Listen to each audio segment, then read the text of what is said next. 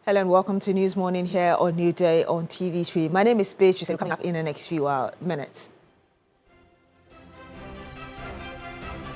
Former Chief Justice Sofa Akufo resigns as Council of State member.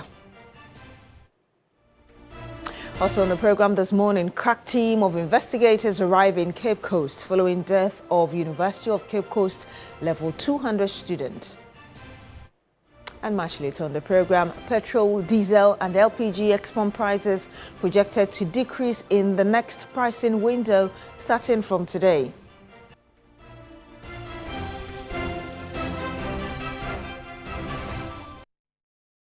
My name is Beatrice. Thank you very much for joining us on the program this morning. Now, multiple sources have confirmed that the former Chief Justice Sofa Akufo has resigned from her position as Council of State member, ending her tenure on the Presidential Advisory Body.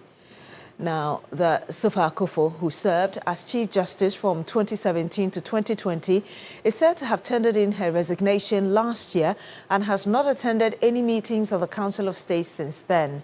Circumstances surrounding her resignation are still not clear, and there has been no official announcement regarding her replacement. Indications are that she has not been attending their meetings since she, quote-unquote, broke ranks on the Justice Tokonu issue. Now, TV3's checks also confirmed that the latest Council of State meeting was 3 days ago, but she was not present. And we'll bring you more on this developing story in our subsequent bulletins.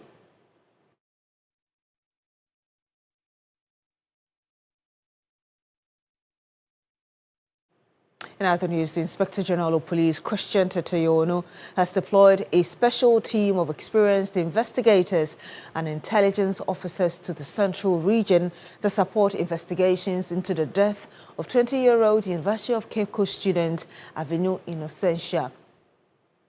Now, the deceased, the level 200 student of the University of Cape Coast, was identified by family members on June 13, 2026, following police appeals to the public after her body was discovered and washed ashore at a beach in Cape Coast. Police says a careful examination of the body in the presence of family members revealed no visible signs of physical injury. The Minister of Education, Haruna Idrisu, has described the incident as tragic and directed the management of the University of Cape Coast to work closely with the Ghana Police Service to investigate the circumstances surrounding the student's death.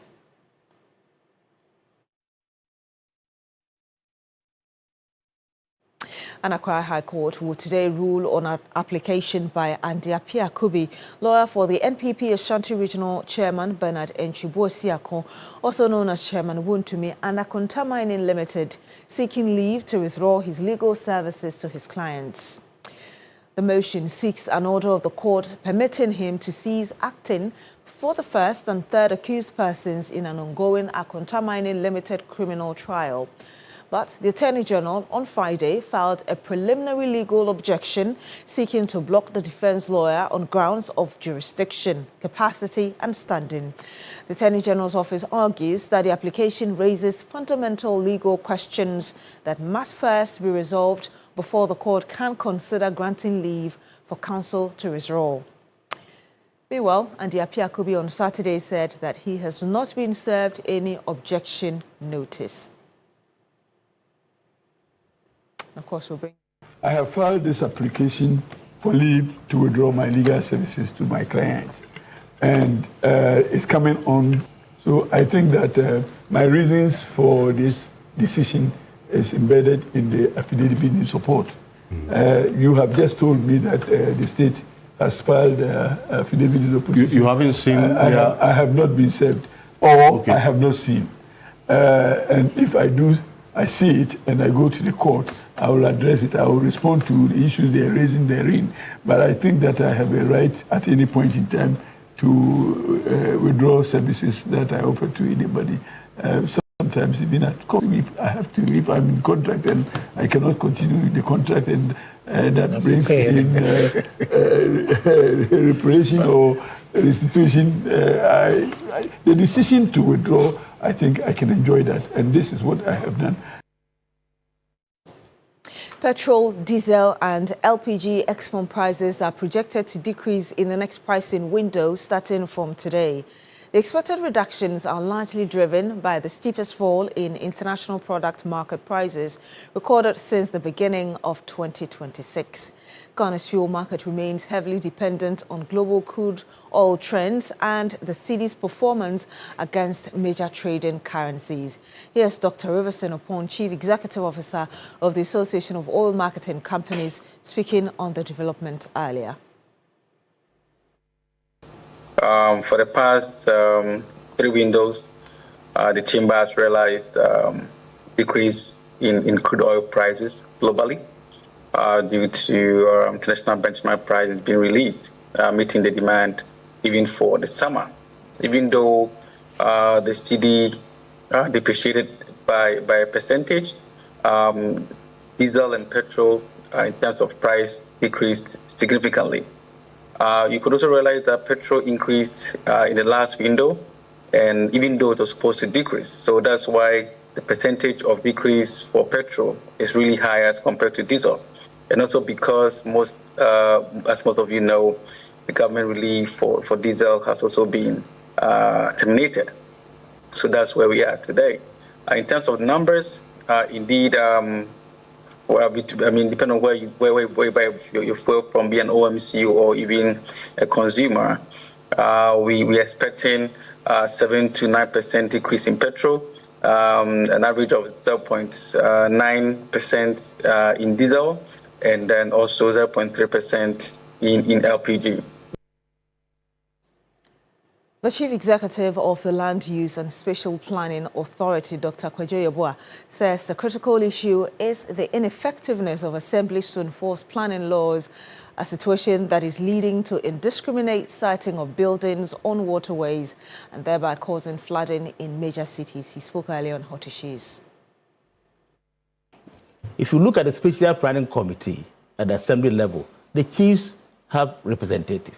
The indication is that every development activity or every spatial planning issue that they will discuss, the chief should be aware of it.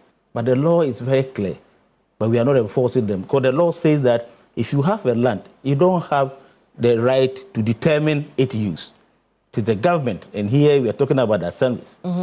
They determine the use in collaboration with you, the landowners, and all the critical stakeholders. Right. So the law says that if a plan has not been prepared to guide the growth and development within an area, you don't have the mandate to allocate it for any development. Critical issue is especially the peripheral areas where the plans are not there, but they are issuing permit.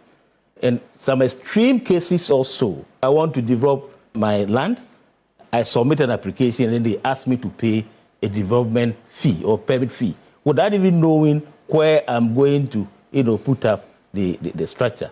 And if you ask me to pay a permit fee, that means you have granted me the permit and I can go on and develop. And that is a very serious issue that we have really already issued directives to the assemblies to immediately desist from such an activity. Now, women in Ghana, particularly in the northern, northeast and savannah regions, continue to shoulder a disproportionate burden of unpaid care work. A recent research under the United for Care Sensitive Approaches to Rights and Empowerment Project has revealed. Now, the findings also show that women consistently perform more unpaid care work than men. Unpaid care work includes direct care activities such as child care and caring for the elderly, as well as indirect care work like cooking and other household responsibilities. Researchers have found that women consistently perform more unpaid care work than men across all age groups. The disparity is most pronounced among adults aged 19 to 49 years, a demographic that is actively involved in both income-generating activities and family caregiving responsibilities. These findings were presented at the National Dissemination Workshop organized by the Network for Women's Rights in Ghana, NetRight. The situation is particularly severe in the Savannah, Northeast and Northern regions. Head of Secretariat at NetRight, Patricia Blankson Akakpo, attributed the trend largely to deeply entrenched gender norms and societal expectations. As Netrite, we have consistently worked to bring attention to these structural inequalities. Our engagement in the UK project builds on years of advocacy to ensure that gender dimensions of policy and economic systems are not only acknowledged, but are addressed in meaningful and transformative ways. With the study showing marriage significantly increases the amount of unpaid care work undertaken by women while reducing the burden on men, project director for the UK program at Alinea International, Ellen Floyd, called for stronger policy interventions to address the imbalance. The report is intended as a technical document, but as a practical resource as well for dialogue between public institutions in Ghana, civil society, and development actors. In that spirit, it invites collective reflection on how stronger data, responsive policy, and coordinated action can help advance more equitable outcomes for households, communities, and the country as a whole. I can see we are sharing the care. Now, as the morning rush hour builds along some of Accra's busiest highways, a disturbing reality unfolds before the eyes of thousands of motorists. Instead of being under the care of adults, children as young as 2 years are balancing goods on their heads, desperately chasing customers. Joseph Armstrong has been monitoring the situation and has filed this report for us. The traffic light turns red. Within seconds, thousands of hawkers flood the road. Among them are children, some barely old enough to attend kindergarten, carrying shoe polish, tissues, paper dusters, plantain chips, handkerchiefs, and other assorted items. They move from one vehicle to another in search of a sale before the traffic light turns green again. Others go as far as cleaning vehicle windscreens and the legs of motor riders. I gave him money because what he's doing right now, in fact, I really appreciate it. You appreciate that the underage child is on a highway cleaning people's legs? Yeah, that's why I've given him that money. To encourage him to keep doing it? Yeah. You want to encourage him? Yeah, I just want to encourage him to keep on doing good to people. For many commuters using the Mema Camp stretch, the 37 Military Hospital intersection and the Opebia Enclave, these scenes has become a daily occurrence. I just sacked one from my side right now. Looking at the situation, I think the government needs to take precaution on that and make sure that if they can get them so either home for them for a training, or because you can see it is very bad. If it happens that there's an accident, you see this thing is going to be it's going to cost the nation a lot. But beyond the hassle lies a worrying reality. Many of these children are between the ages of 2 and 10 years. Some are accompanied by older siblings, while others appear to be under little or no adult supervision. Road safety experts warned that these children face the constant risk of being knocked down by speeding vehicles, with drivers often distracted and traffic conditions changing abruptly. A single mistake could result in tragedy. Some adult hawkers along the Mema Camp Road told the news team that children are knocked down almost every day. Sometimes car used to knock them. It's true, I've seen some before. They sleep there and they break. Car bomb de bia. E bi kra car bomb 37. Ye hu pa ye hu ha de bia omo ye fi su ka ho. Enu ntina soldier for no so omo pa mo ye no. Beyond the physical dangers, child protection advocates say prolonged exposure to street life makes children vulnerable to abuse, exploitation, trafficking, and criminal influence. According to the child welfare experts, poverty, unemployment, migration from rural communities, and weak enforcement of child protection laws remain some of the major drivers of child hawking. For some families, every sale made by a child contributes directly to household income. However, experts insist that economic hardship should never come at the expense of a child's safety education, and overall well-being. People are also taking advantage of the children. There was this girl that we were monitoring at Accra Mall area for a period of, I think, a year before we realized the girl wasn't on the street again. And as to the whereabouts, we couldn't trace that. And that for me, because the environment is so unrestricted, people tend to take advantage of them. Motorists express concern about the increasing number of children on the roads. Many fear that unless urgent attention is taken, more children could lose their lives in preventable road accidents. We have used the ad hoc approach in dealing with this matter. At a point, we had the Ghana Police Service coming in to do the rescue. At a point, we had the Ghana Immigration Service coming in to do that on the basis of their illegal immigrant. If you look at the whole thing, you cannot guarantee the future of these children. The Children's Act and other child protection regulations prohibit exploitative child labor and place responsibility on parents, guardians, and the state to protect children from hazardous work environment. Yet enforcement remains a challenge. Stakeholders believe the solution requires a coordinated response involving government agencies, local assemblies, security services, schools, traditional authorities, and civil society organizations. The sight of children dodging moving vehicles to earn a few cedis may invoke sympathy, but experts say sympathy alone is not enough. Protecting these children will require decisive action, stronger law enforcement, and a collective commitment to ensuring that every child is in school and safe, not risking their lives on the highways of Accra. For these children, every day on the street is a struggle for survival at the expense of their education, safety, and childhood. But must we, as a nation with all the institutional powers, including a whole ministry in charge of children and social protection, allow this to continue? Joseph Armstrong, Gold Alibo, TV3, Accra.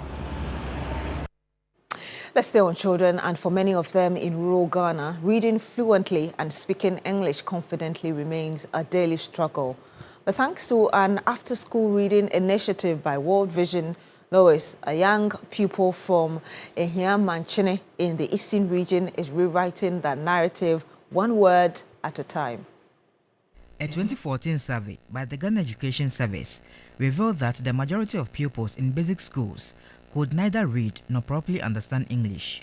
This survey, conducted by the Assessment Services Unit of the Ghana Education Service, with support from Research Triangle International and published in the National Education Assessment Report, indicated that only 2% of basic school pupils were able to read fluently with understanding.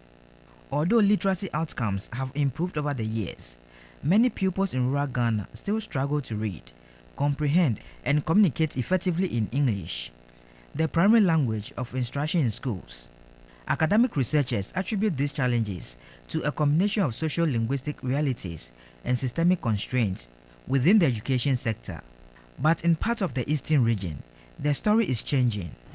The introduction of after-school reading camps by World Vision in 9 communities is helping pupils in public basic schools improve their reading, comprehension, and spoken English skills, especially those in the lower primary level, where local languages are predominantly used for instruction.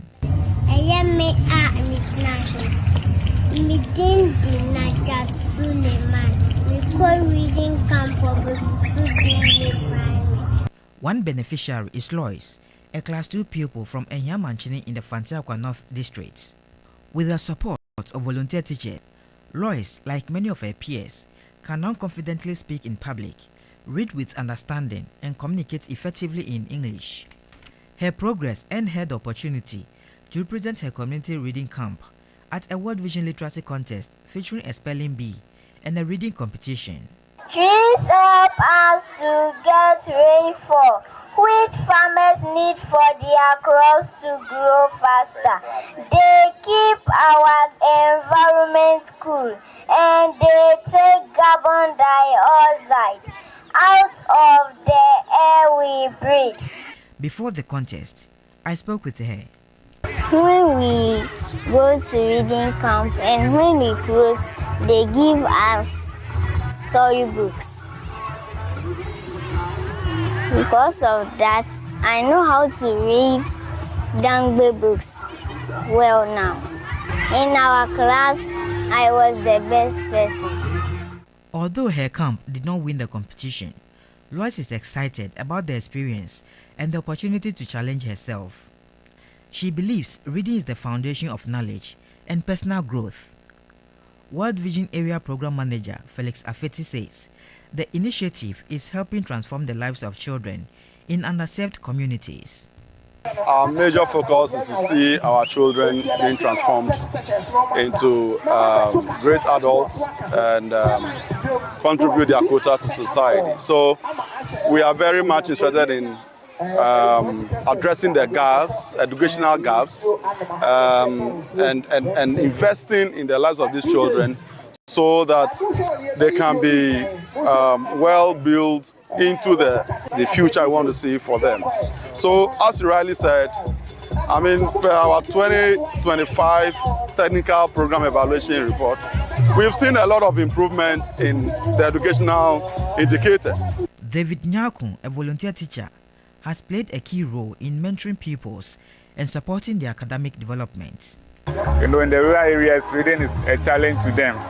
But when World Vision started this program, as we have been taking the children through, gradually they have started grabbing the reading. And for now, the children are doing well. They are doing very great. Or it is voluntary for the love of the kids. As Ghana continues its quest to improve literacy outcomes, stories like that of Lois demonstrate the impact targeted community interventions can have on a child's future. For these young learners, the after-school reading camps are doing more than improving reading skills. They are opening doors to confidence, opportunity, and a brighter future. Stanley Niblo, TV3 News, Eastern Region. A brighter future indeed for them. Well, that's it for News Morning here on Newday on TV3. My name is Beatrice Seru. Thank you very much for joining us on the program. Do continue with us on Newday.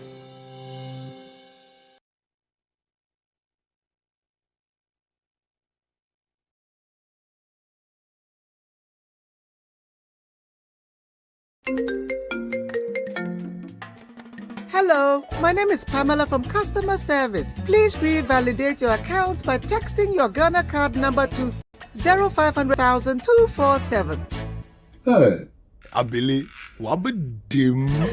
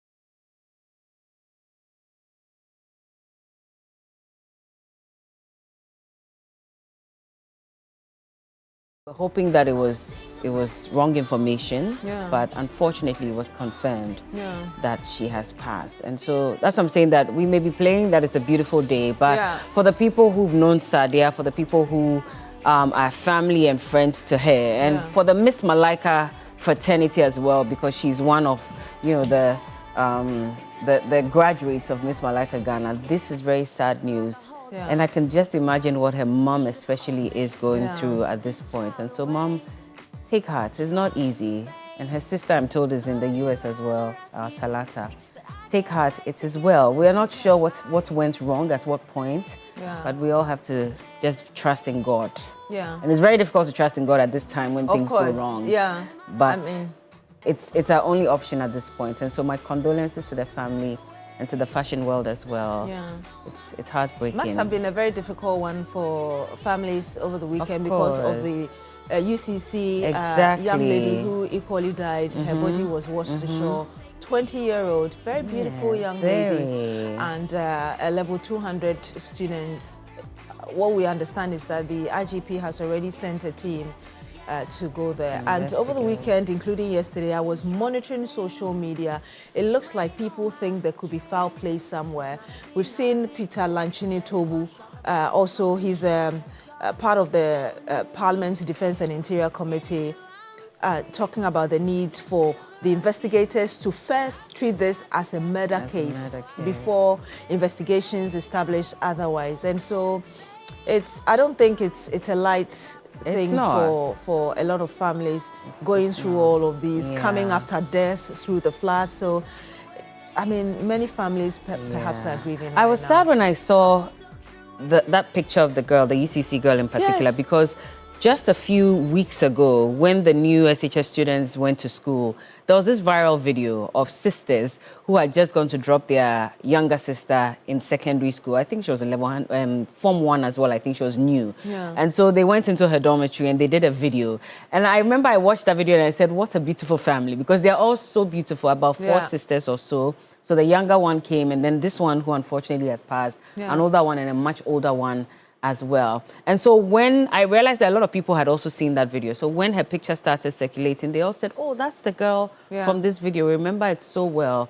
It's just heartbreaking. Apparently, according to her roommates, were told she got a call, said she'll be back, went, and now they couldn't even reach her anymore. And so for 2 days, they couldn't reach her. Her family reported to the police, and later the community members, where she was apparently washed ashore, alerted the police that they had found a body there, only for them to now go pick her up, allow the family to identify, and they realized it was her. So it's also very heartbreaking. And Edem Agbana also tweeted on this matter because he says that he knew her personally, knows her family. Wow. Yes, and so this is, and she's from somewhere in the Volta region as well. I've forgotten the area, but he also spoke about that as well. So it's a difficult week for many families as well. And I told you this morning that just when I was grappling with all of this, I got on the road driving, to work, and then I find, I'm thinking it's a German Shepherd, but a very big dog that had also, I think it was hit by a car. So this morning, if you are in the Spintex area from the new China Mall, the multicolored building, that new road, all the way up to the roundabout, there's in case you're looking for your dog, I don't know if it's a German Shepherd, in case you're wondering where it wandered off to, there's a dog that unfortunately has passed by the road. Maybe you should go check and see if it's yours. I don't know why I'm so heartbroken by that as well. I think it's just, issues that have a mixture of things come up over the weekend as well. And if you're alive today, maybe you should just thank God. It's actually not an easy thing. You're not alive because you're more beautiful or more important than the next person. It's just the grace of God that's keeping you alive. So remember to say thank you to God before you step out today. And be grateful for the very little things. Of course. I've heard people say that a number of people are worried about so many things, but what you forget is the very breath in you. Because you have it, it should be indicative that, you're being graced and you should be thankful for it. But absolutely. Again, this morning, I don't know whether you had a chance to monitor the news, that story coming from our colleague Joseph Armstrong about street children. And that's something that really gets to me as well, seeing so many children on the street selling sometimes, you know, they are not selling, they are just begging. Yeah. And the kind of children that we're raising on our streets. And even at this stage, when you see the kind of attitude they show you, when they're trying to get your attention and you don't, they bang your car, sometimes they insult you. So many, you know, bad manners that they are learning on the street. And Armstrong bringing us that again. I know that, was it last year, Bright Tapia with the Child's Rights International took the case to court because they had become so many at various, very important intersections, crossing the roads and doing all sort of things. I don't know how far he's gone with that court suit, but it really brings to mind the need for us to pay critical attention to this. I remember that former gender ministers had indicated that they were going to rid our streets of these burgers and especially the children. And so at a point there was even, you know, a plan to house them or so. I remember that was... They took some of them off the streets. They took some of them off the streets, you're right. And we all thought that that was going to be the end of it. But for some reason, we just kept seeing these children because for a while, some of them disappeared off the streets, especially the ones that I was plying. And then all of a sudden, I started seeing them on the streets again. And you'd notice that a lot of them are not exactly from here. Yes. So these are families that have traveled across the border from other places. Chad, I'm hearing, you know, has a lot of their people here on the streets as well. And for me, what breaks my heart is the fact that you see the mother sitting down somewhere or a father sitting down, very relaxed, and allowing the child to go and beg on the street. It's very dangerous. Yes. You know, sometimes they go through the vehicles when it's green and vehicles are trying to speed off. And you're wondering why a parent would sit down and allow their child to be the one begging. But you know, that parent and those children were brought in by somebody. And I think what we have failed to do is to identify the networks that are behind these. No, I don't think we have failed to identify it. I think So we're why aware. aren't we I dealing think with our them? security agencies are aware of them. Why aren't we dealing with them then? As to why, I don't know. Because we've heard over and over again that especially around the 37 area, apparently in there somewhere there's, what do you call it? There's a group of people who send these kids out to go and beg. And at the end of the day, they have to go back and account for whatever it is that they've collected. And this is an open secret. Anybody around that area will tell you, I've gone to interact with some of the kids there before. And you ask them why they would not go home. And they'll tell you that, unfortunately, you know, first of all, they say they are not happy or they are lost. But there's also someone somewhere who's monitoring them. Of course. So even when you're trying to help them, they are scared because they don't want to be hurt by that person who's monitoring them. And at the end of the day, they have to go and account. We can't say that our security agencies don't know this. They do. Why they're not attacking the issue head on is what I don't understand. So then and why we have these kids on the roads as well. Especially as well, we have mothers who carry babies at their back. Sometimes I suspect that the child is not for the mother, but they're only using that to also speak to your conscience and your emotions. Oh, I mean, so that you can release something because she'll tell you, oh, that's my baby. My baby hasn't eaten. I see that a lot. And I've seen people who have said that. I've seen this woman with this baby before. Then I saw the same baby at another traffic light with another woman. So they use these babies to lure us into giving them something. And all that has to be addressed. I mean, I saw a woman around the hotel around Shiashi. That's the African Region Hotel, just on that area. And then later, I saw her just at the Jubilee House here, the traffic light. I've seen her other places. And then another woman also using the same tactic with a child behind her crying. And I'm wondering, where are social protection agencies who are supposed, because elsewhere, the baby will be taken from the mother because the child is being endangered. Why are we doing that? And you know, there was an incident that actually broke my heart. A day like that, I had just finished with Agenda driving home. And just around the L-Walk, you see where the traffic light is. It was after that day, I left quite late after Agenda. It was around 10:30 thereabout. And I saw about 3 children sleeping on the pavement in the middle of the road with no cloth covering them. They were just sleeping, as at that time. And I just kept asking myself, where are the officials who are supposed to be ensuring that these children are protected, whether or not they're Ghanaian? So for me, it's a very important subject that really should remind all of us that whatever measures that we planned we were going to put in place, we need to put them in place to ensure that we get these children off our streets. Social protection, it's a big issue here in this country as well. In fact, when you check the news, on the 17th of May, we're told that the Ghana Immigration Service swept some streets of Accra of professional beggars of foreign nationalities in a massive exercise that sought to end the spectacle and break possible criminal networks. So the officials rounded up at least 2,241 people, 1,332 of them classified as children, who have made begging for alms their main source of livelihood in the capital. It was a sudden swoop. It surprised even the public as motorists and bystanders held their breath watching the smooth collection of these beggars. It was from the Kaneshi market to Sabonzongo, Latebiokoshi, Nima, Bosokai, Obechibi, Lamte roundabouts. Those are the areas where they picked up some of these children and the adults as well. And they were seeking to repatriate undocumented foreign nationals humanely and disrupt criminal networks as well. We were hoping that it will go, it would go round. And I remember that, especially, is it Spanner Junction? No, not Spanner, after Spanner. You know the traffic lights at the Ghana Standards Authority? Yes, so if you're coming from Lagos Avenue and you're trying to get back to, that's the Shiashi area, right? So remember that stretch as well used to have a lot of boys. They still do. I haven't used it in a while. For a while, they disappeared. But it's been a while I used that stretch. And I used to get very scared driving along that road because they literally mob you. Especially when they recognize you're in trouble. Because then they can tell that you are the one that's on TV. Why are you not giving them money? And they're literally on your car until it's... So I'm always praying when I get there because I'm like, I hope it's green soon. Sometimes I want to help so bad, but I can't trust. There are like 10 boys who are literally on your vehicle. What if you roll down and one of them decides to do something? So it's very scary. I thought they had left. You're saying that you've seen them recently. 2 weeks ago, I was driving to church and it was light out.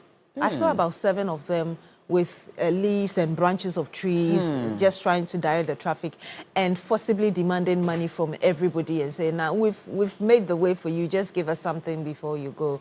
And so we really need to look at this. We really need to look at this, Anyway, good morning, by the way. Yes, we're ranting. Our rant and bant, our own version of it is here. But what do you also make of the situation? And there's a lot to talk about this morning. Of course, the World Cup has started. And so we're expecting Ghana to play its first game on Wednesday against Panama in Canada. It's quite unfortunate, however, that Thomas Partey has been denied a visa into Canada. And they said it's according to their immigration laws and, of course, their laws in the country as well, because if you're facing any form of allegation or you have any issue in court, that could affect your visa application according to them. The Foreign Affairs Ministry has threatened to sue if they don't, turn around that visa ban on him as well. And so let's see how that goes. But for me, it's more even about the FIFA officials. And so in this case, can they get involved one way or the other? Clearly they can't because you remember when the Somalian referee was not also allowed to enter the US, and then the president of FIFA came out and said that there's not much they can do about. So I guess they cannot interfere in this. But there's another leg of the conversation where people think that the GFA officials and the sports fraternity here should be blamed for it because they were very much aware of some of these issues. And so the moment they made a decision to add Partey to the team, did they initiate some conversations and discussions, maybe with the Canadian government, to see how best they can address this issue? But if they already have a law that says no matter who you are, if you have a court issue or you have any allegations you're facing, you cannot enter their country, I don't know how far that would have gone. I love the counter bit from the US. And the explanation being that as long as this is an allegation and he has not been proven guilty, we think that it is only right for him to participate in all games in the United States of America. So, that statement you referred to, issued by Samuel Okudzeto-Ablakwa, I saw it on his social media pages as well, was very clear that the government of Ghana would use all means to ensure that this decision is reversed, and it's in the best interest of Thomas Partey and Ghana as well, as we look forward to participating fully in this game. And he's a very critical player for this team, for this World Cup. He's manning our midfield, is he not?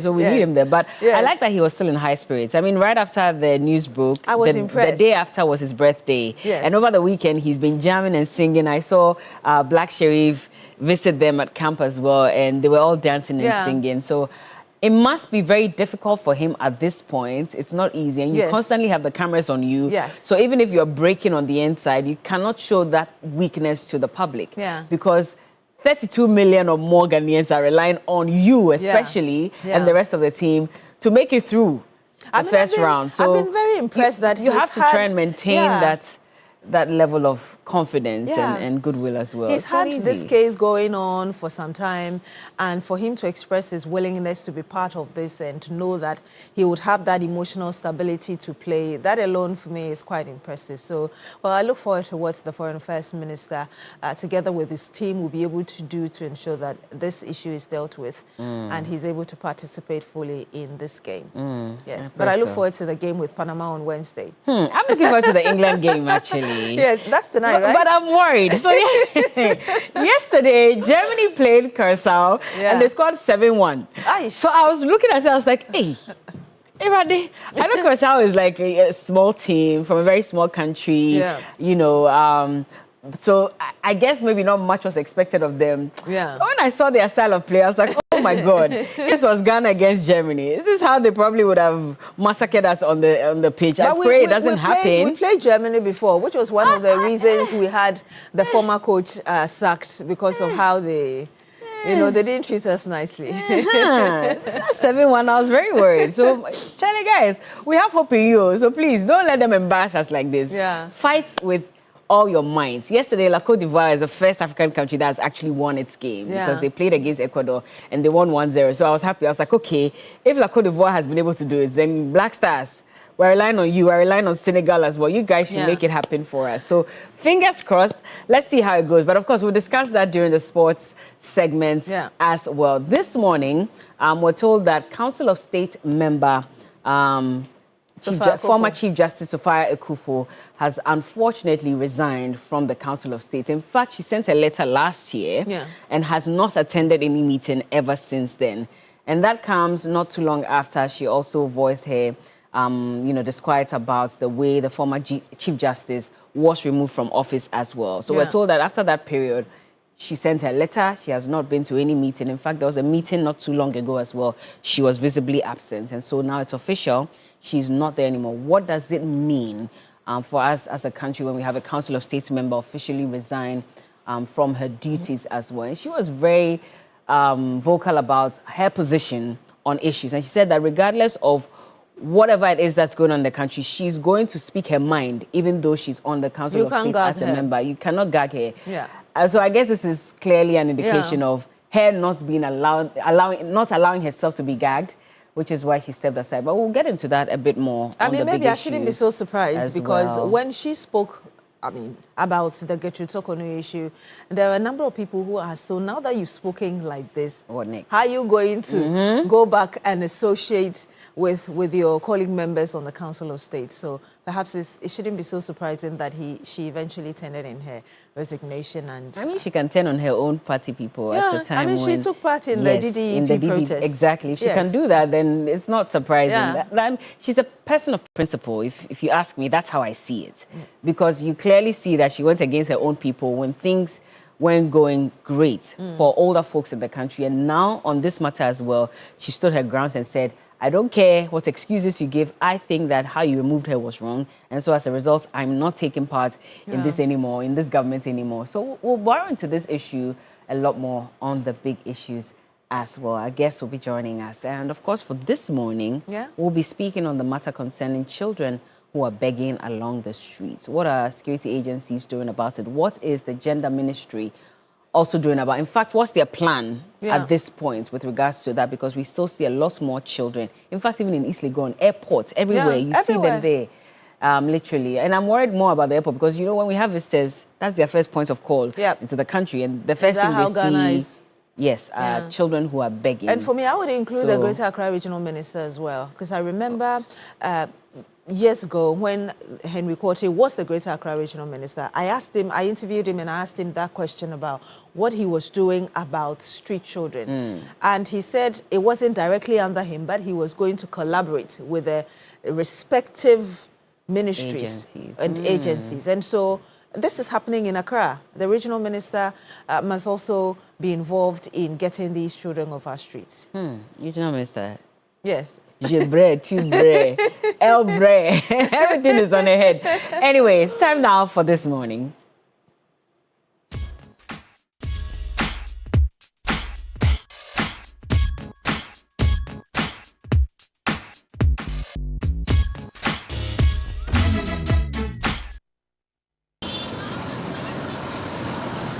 The traffic light turns red. Within seconds, thousands of hawkers flood the road.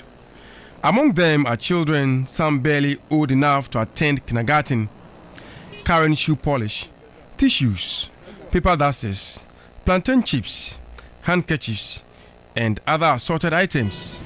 They move from one vehicle to another in search of a sale before the traffic light turns green again. Others go as far as cleaning vehicle windscreens and the legs of motor riders. I gave him money because what he's doing right now, in fact, I really appreciate it. You appreciate that the underage child is on a highway cleaning people's legs? Yeah, that's why I've given him that money. To encourage him to keep doing it? Yeah. You want to encourage him? Yeah, I just want to encourage him to keep on doing good to people. For many commuters using the Mema Camp stretch, the 37 Military Hospital intersection and the Opebia Enclave, these scenes has become a daily occurrence. I just sacked one from my side right now. And looking at the situation, I think the government needs to take precaution on that and make sure that if they can get them so either home for them for a training, or because you can see it is very bad. If it happens that there's an accident, you can see this thing is going to be it's going to cost the nation a lot. But beyond the hassle lies a worrying reality. Many of these children are between the ages of 2 and 10 years. Some are accompanied by older siblings, while others appear to be under little or no adult supervision. Road safety experts warned that these children face the constant risk of being knocked down by speeding vehicles, with drivers often distracted and traffic conditions changing abruptly. A single mistake could result in tragedy. Some adult hawkers along the Mema Camp Road told the news team that children are knocked down almost every day. Sometimes car used to knock them. It's true, I've seen some before. They sleep there and they break. Car bomb de bia. E bi kra car bomb 37. Ye hu pa ye hu ha de bia mu ye fi su ka ho. Enu ntina soldier for no so mu pa mu ye no. Beyond the physical dangers, child protection advocates say prolonged exposure to street life makes children vulnerable to abuse, exploitation, trafficking, and criminal influence. According to the child welfare experts, poverty, unemployment, migration from rural communities, and weak enforcement of child protection laws remain some of the major drivers of child hawking. For some families, every sale made by a child contributes directly to household income. However, experts insist that economic hardship should never come at the expense of a child's safety, education, and overall well-being. People are also taking advantage of the children. There was this girl that we were monitoring at Accra Mall area for a period of, I think, a year, before we realized the girl wasn't on the street again, and as to the whereabouts, we couldn't trace that. And that, for me, because the environment is so unrestricted, people tend to take advantage of them. Motorists express concern about the increasing number of children on the roads. Many fear that unless urgent attention is taken, more children could lose their lives in preventable road accidents. We have used the ad hoc approach in dealing with this matter. At a point, we had the Ghana Police Service coming in to do the rescue. At a point, we had the Ghana Immigration Service coming in to do that on the basis of their illegal immigrant. If you look at the whole thing, you cannot guarantee the future of these children. The Children's Act and other child protection regulations prohibit exploitative child labor and place responsibility on parents, guardians, and the state to protect children from hazardous work environment. yet enforcement remains a challenge. Stakeholders believe the solution requires a coordinated response involving government agencies, local assemblies, security services, schools, traditional authorities, and civil society organizations. The sight of children dodging moving vehicles to earn a few cedis may invoke sympathy, but experts say sympathy alone is not enough. Protecting these children will require decisive action, stronger law enforcement, and a collective commitment to ensuring that every child is in school and safe, not risking their lives on the highways of Accra. For these children, every day on the street is a struggle for survival at the expense of their education, safety, and childhood. But must we, as a nation with all the institutional powers, including a whole ministry in charge of children and social protection, allow this to continue? Joseph Armstrong, Gold Alibo, TV3, Accra. Indeed, we're bringing you the details of that story again. And so our lines will be activated very shortly. You may call in and share your thoughts with us. But first of all, let's speak to Mr. Richard Kumado, who is a fraud and security consultant. He joins us on the phone. Good morning to you, sir. Thank you so much for joining us. Mr. Kumado, can you hear us? Hello, Mr. Richard Kumado?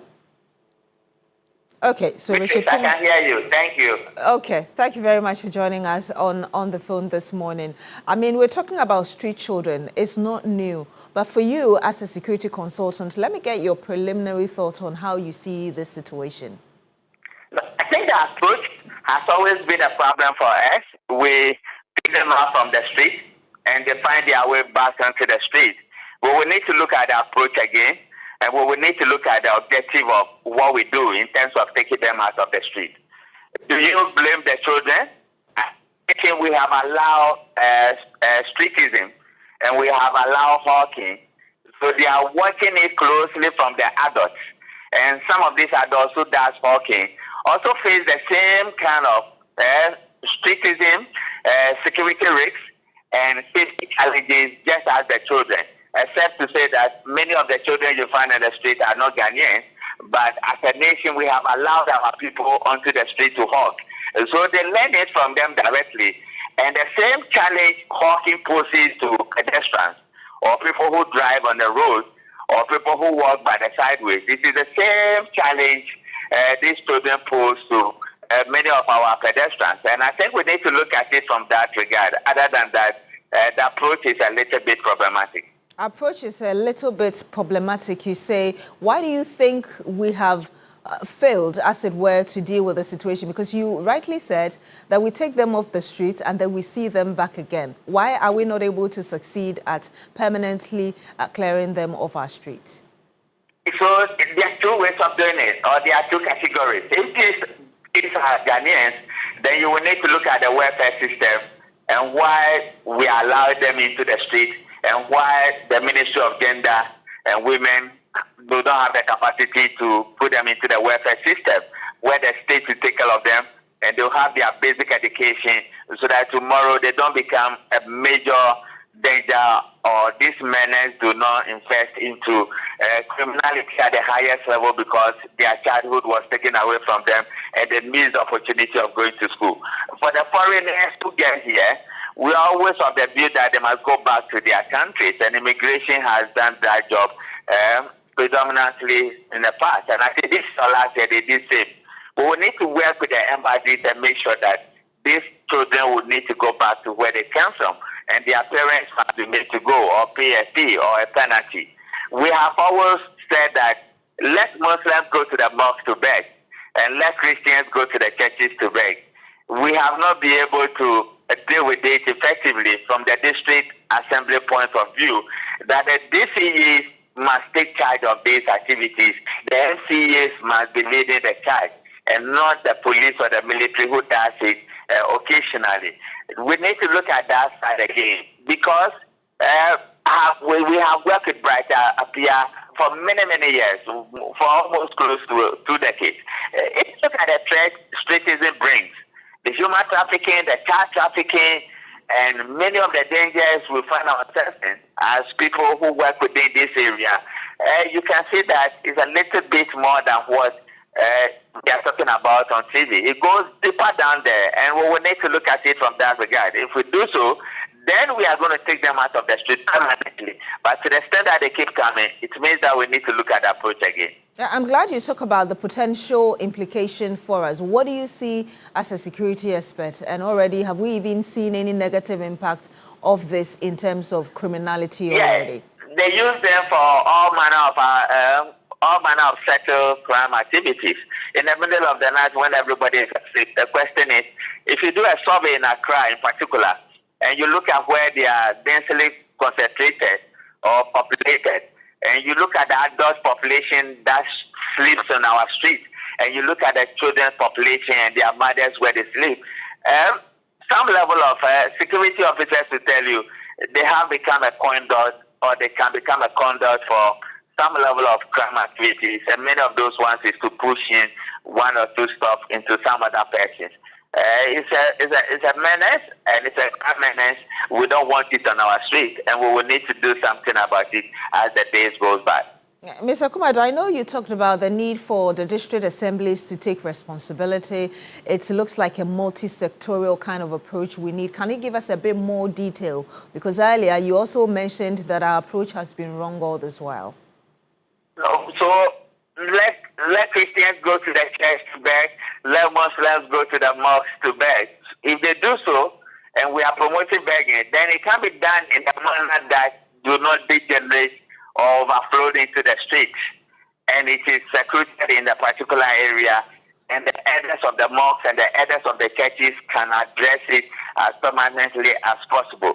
Now, the district assemblies, these people find themselves not just in Accra, but they are all over the country, and to some extent. The district assemblies are the heads of district and the RISEC.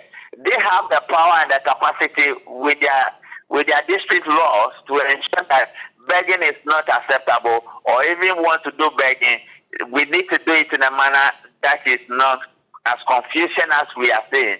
So they have that power. And if they don't do it, because they have the power to do it and they don't do it, then the centralized position of immigration and the police comes in once in a while to do a sweep, and they send the people into a specific area. Then the people find themselves back into the street, into the zones where they must not supposed to be. So I think that the district chief executive has the power over what happens within their jurisdiction. The regional minister has the power, and they need to use the power in that regard, in cleaning up the street, just like we clean all other things out of the street. They should do so. Then, as a nation, from the centralized position, when we take them into their embassies, there has to be some level of conversation as to why do they always come to the street, and where do they come from, and which borders do they cross into our street, because these people can be easily identified, and we will know exactly where they are coming from. Particularly also where they sleep, those who hold them, and those who house them. There should be some level of conversation from an immigration point of view. So this is Bella, and I just quickly wanted to go back to something that you said about the Ministry of Gender and Social Protection and the fact that they may be lacking the capacity to address this matter, which is why you are asking for other agencies to come in. But at the same time, I want to ask if it's an issue of lack of capacity or willingness. And I'll take you back to 2017 when Otiko Afisa-Jaba was the gender minister then. I remember that she launched the Operation Get Off the Streets for a Better Life. There was a plan to get rid of Kaya from the streets. Children were involved as well, and street hawkers.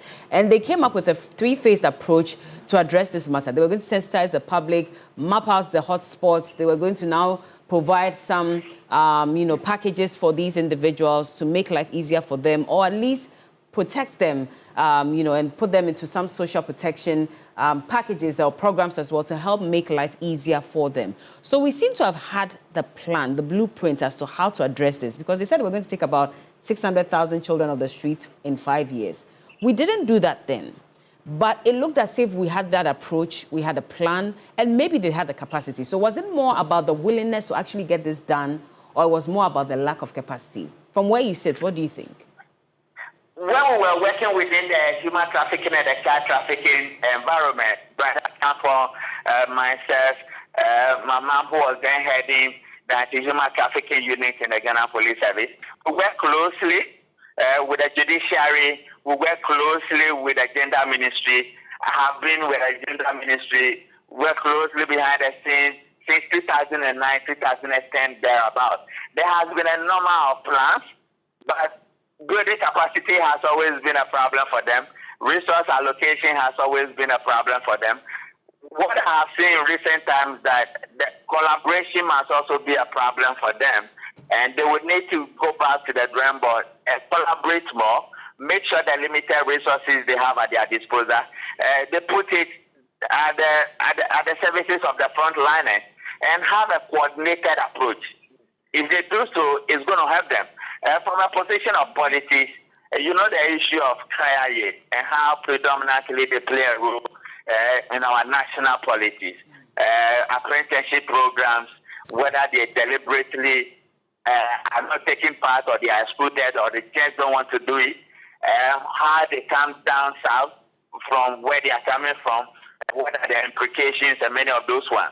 So if we look at it from national point of view or from national policy, then we can say, yeah, there might be, and there has always been some level of policies, but the willingness to do it, I agree with you, sometimes it's not there. It could also be they face a number of challenges. But what I know is that they lack capacity, even in terms of shelter.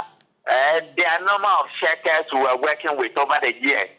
Today, many of those persons who own those shelters have different interests. They digress and they change into national politics or into some other thing. And those shelters have been closed. One of the persons who play a major role in this particular area is a powerful madam in this country now with a lot of political power and a lot of legal insight. I want to believe that if they collaborate more, they may bring all of them into the fold and the investigators may come in so that the three issues, the willingness, the capacity building, the resource allocation, and why welfare services should not be provided, these three things can be addressed as quickly as possible so that we leave the political unwillingness to be able to get it right out of the equation. Other than that, it become NDC, NPP, and it wouldn't go anywhere. Should the current gender minister adopt the same approach that was put out in 2017? Or do you think that, you know, over time, we've had to relook at the plan and the structure? Definitely, I think so. And the dynamics have changed, times have changed, the implications have changed. There might be new additions and subtractions here and there. And number more, a PhD holder, handling that ministry, learning from the past, what has been done. I think maybe TV3 would need to engage and let's have a conversation as to what they want to do going forward. And I believe that by their experience can be shared with them. Many of us who have worked within the space can also share some of those experiences. And they can do something credible about it. And once they do so, it helps them. Even from the security point of view, immigration works with the police. They have somebody from the Supreme Court. They have somebody from Legal Resource Center. They have a number of persons who help quietly behind the scenes. And those ones do not come into the public space. And it also makes sure that it kills the criminals who take advantage of some of these vulnerabilities of these children. Prosecutions are achieved, some are dispatched to their countries, some pay fines, and some go to prison. If they do so, then they might be serving deterrence as well, while they are addressing the socio-cultural issues and the economic culture issues and the crime issues and the vulnerabilities of these children and why they have to be taken out of the street. Mr. Kumado, Beatrice here again. In the meantime, immediate to medium term, what do you expect to be done? Steps taken? Okay, so number one, immigration and the police must come into the fore again. They have to take some level of authority from the Justice Department and the Gender Ministry. These four people must come into the street again and make sure they clear them out of the street. The non-ones, our own, will have to be sent to our own. The ones that are not our own, they can liaise with the embassies. But above all, in doing so, there has to be a plan that they don't take them out and they come back to the street in the next 3 to 4 to 5 days. We are not just talking about children, but if you go within Accra, from January to somewhere April, when we did a survey of the greater Accra, you can see that adults are sleeping in the streets. And it's not just too good. It can lead to all manner of things that can become complex and used against the state in terms of stability and capacity. Thank you so much. We'll have to end it here. Mr. You're Richard welcome. Kumado, he's a fraud and security consultant. Thank you so much for sharing your expertise with us. A number of you have already sent in your messages. Prince Henry Koforidia says, good morning, Queen Beatrice. The killers of Innocentia must not go unpunished. Very barbaric act. May her soul rest in peace. May God continue to protect us all, says Prince Henry Koforidia. There's also a message coming in from Mr. Stephen Penwa. Says, good morning, Beatrice and Bella. The menace of street begging by children of school-going age, whether they are Ghanaians or otherwise, is very serious and must be tackled with all commitment it deserves to give Ghana a good image internationally. Multi-sectorial approach is the way to go.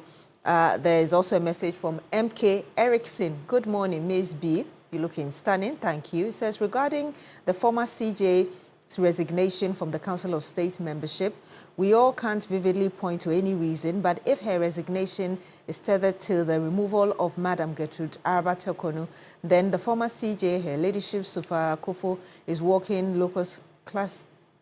Okay. He says the same CJ who used the same Article 146 to ask Madam Charlotte Osei Esquire without blinking an eye can't erect on any moral high horse to sermonize against the same Article 146 by saying it lacks clarity and needs re-engineering. At the time, she was CJ and did use Article 146 to remove Madam Charlotte Osei. She didn't see the lack of clarity of Article 146. Greetings to incoming Teshiman South Constituency Secretary, NDC, Mr. Douglas. And perhaps I can read 2 more. It said, this is coming from Mr. Simon Yen Wa in the Upper West region. He says, in fact, the menace of street begging, especially by children under the watch of security, is worrying. In Wa, for instance, you find beggars partnering the police at traffic light junctions. These beggars have even allocated themselves to various junctions. It is full, well-paid business. As it were, I wouldn't be surprised if the assembly start collecting taxes from them. So Mr. Simon Yen is telling us what happens in Wa, and I read this. And this is coming from Chachuchi Kata Jr. And he says, good morning, Beatrice Edu and Bella Mundi. It has been quite a long time. Okay, Beatrice. All right, thank you very much. So let me be quick to comment on the UCC student's death. It's quite unfortunate and a sad ending for such a beautiful soul. I'm happy to see my own Honorable MP, Peter Lanchini Tobu, MP for Wa West, calling for necessary authorities to be swift in their investigation. Well, Neo Dati says, good morning. You're being mischievous. He says, I thought free SHS was supposed to take these kids off the streets. Where did we go wrong? I wish everyone a blissful week. Thank you very much. Good morning. Abubila Godwin says that for those children on our street, the state needs to take the right measures in addressing this. There can't be any justification as to why children should be on the streets, even if they don't have families. Please send these children to our state camps for shelter and vocational training. That's my opinion. And also, good morning, Bella and Beatrice. Okay, I've read that already. Prince Henry says that I respect Ms. Sophia Ekufu for her resignation. She's proven to be a highly principled person, and I wish her the very best. And also to all of you who have sent in messages, good morning. Kofi Jr. says that, please, I'm a trainee teacher currently in level 400. Please inform the government that we are pleading with them to pay our allowances. It's not easy for us. President Mama, you promised to pay every month, so why the delay? Okay. Well, speaking of which, we have the referral nurses who did their service in 2024. They had threatened to go on a demonstration by the 15th of this month if they did not receive their allowances, because for a whole year they did their service and unfortunately did not receive their allowances. Well, today is the 18th. Oh, no, today is the 15th, actually. Yes. Why am I in a hurry? Today is the 15th, and so I believe that after today, we're going to hear from them as to whether they've received their monies or not, if there's been any even initiation at all to get them their monies. If not, we'll note the way forward, and so we'll keep you updated on that as well. But we have to go now. The big issues is up next. Before that, you can pack up your day the Milky Way with a rich, smooth taste of peck milk shortcake. It is pure delight, and you can find them in all grocery shops near you. And of course, when we come back, we'll bring you the big issues some more. Don't go away.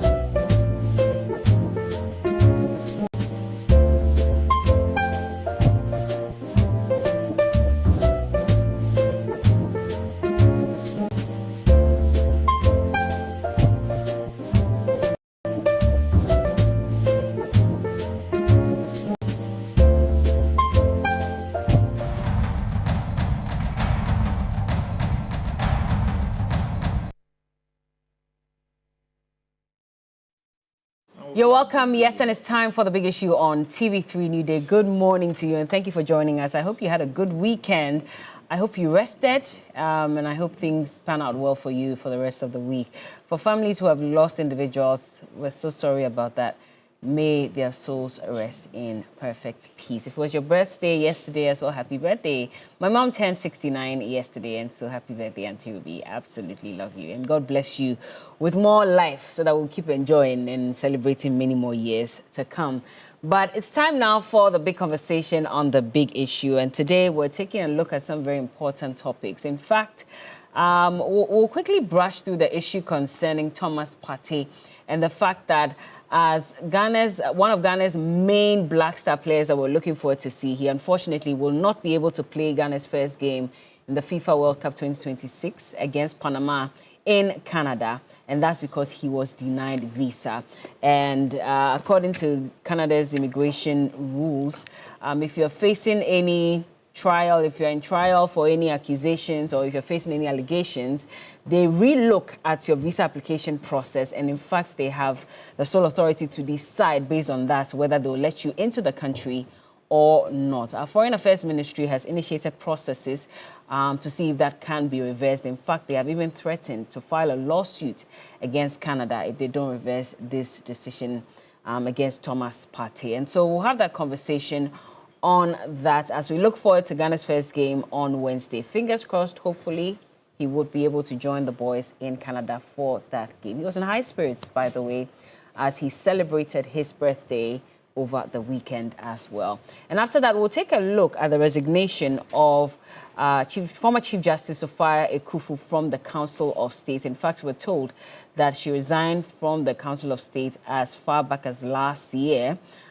She has not attended any meetings yet. We'll get into that conversation and get a better understanding of why that is happening and how that could impact the team that's supposed to advise the president on matters concerning governance in the country. And joining me in the studios this morning, right next to me, I have lawyer Andrew Appiah-Dankwa. He's the Director of Legal Affairs for the United Party. It's good to see you. Yes, same here. How are you doing? Yeah, I'm doing great. Yeah, I'm good. Your suit is very sharp. I like it. I like it. All right. Also, we have Honorable Fred Agbenyo. He's the MP for Guan constituency. Good morning to you. Good morning, Bella. How are you doing? The great sufficient. I haven't seen you in a while. Yes, I haven't seen you in a while as well. But have you doing you good? What thing?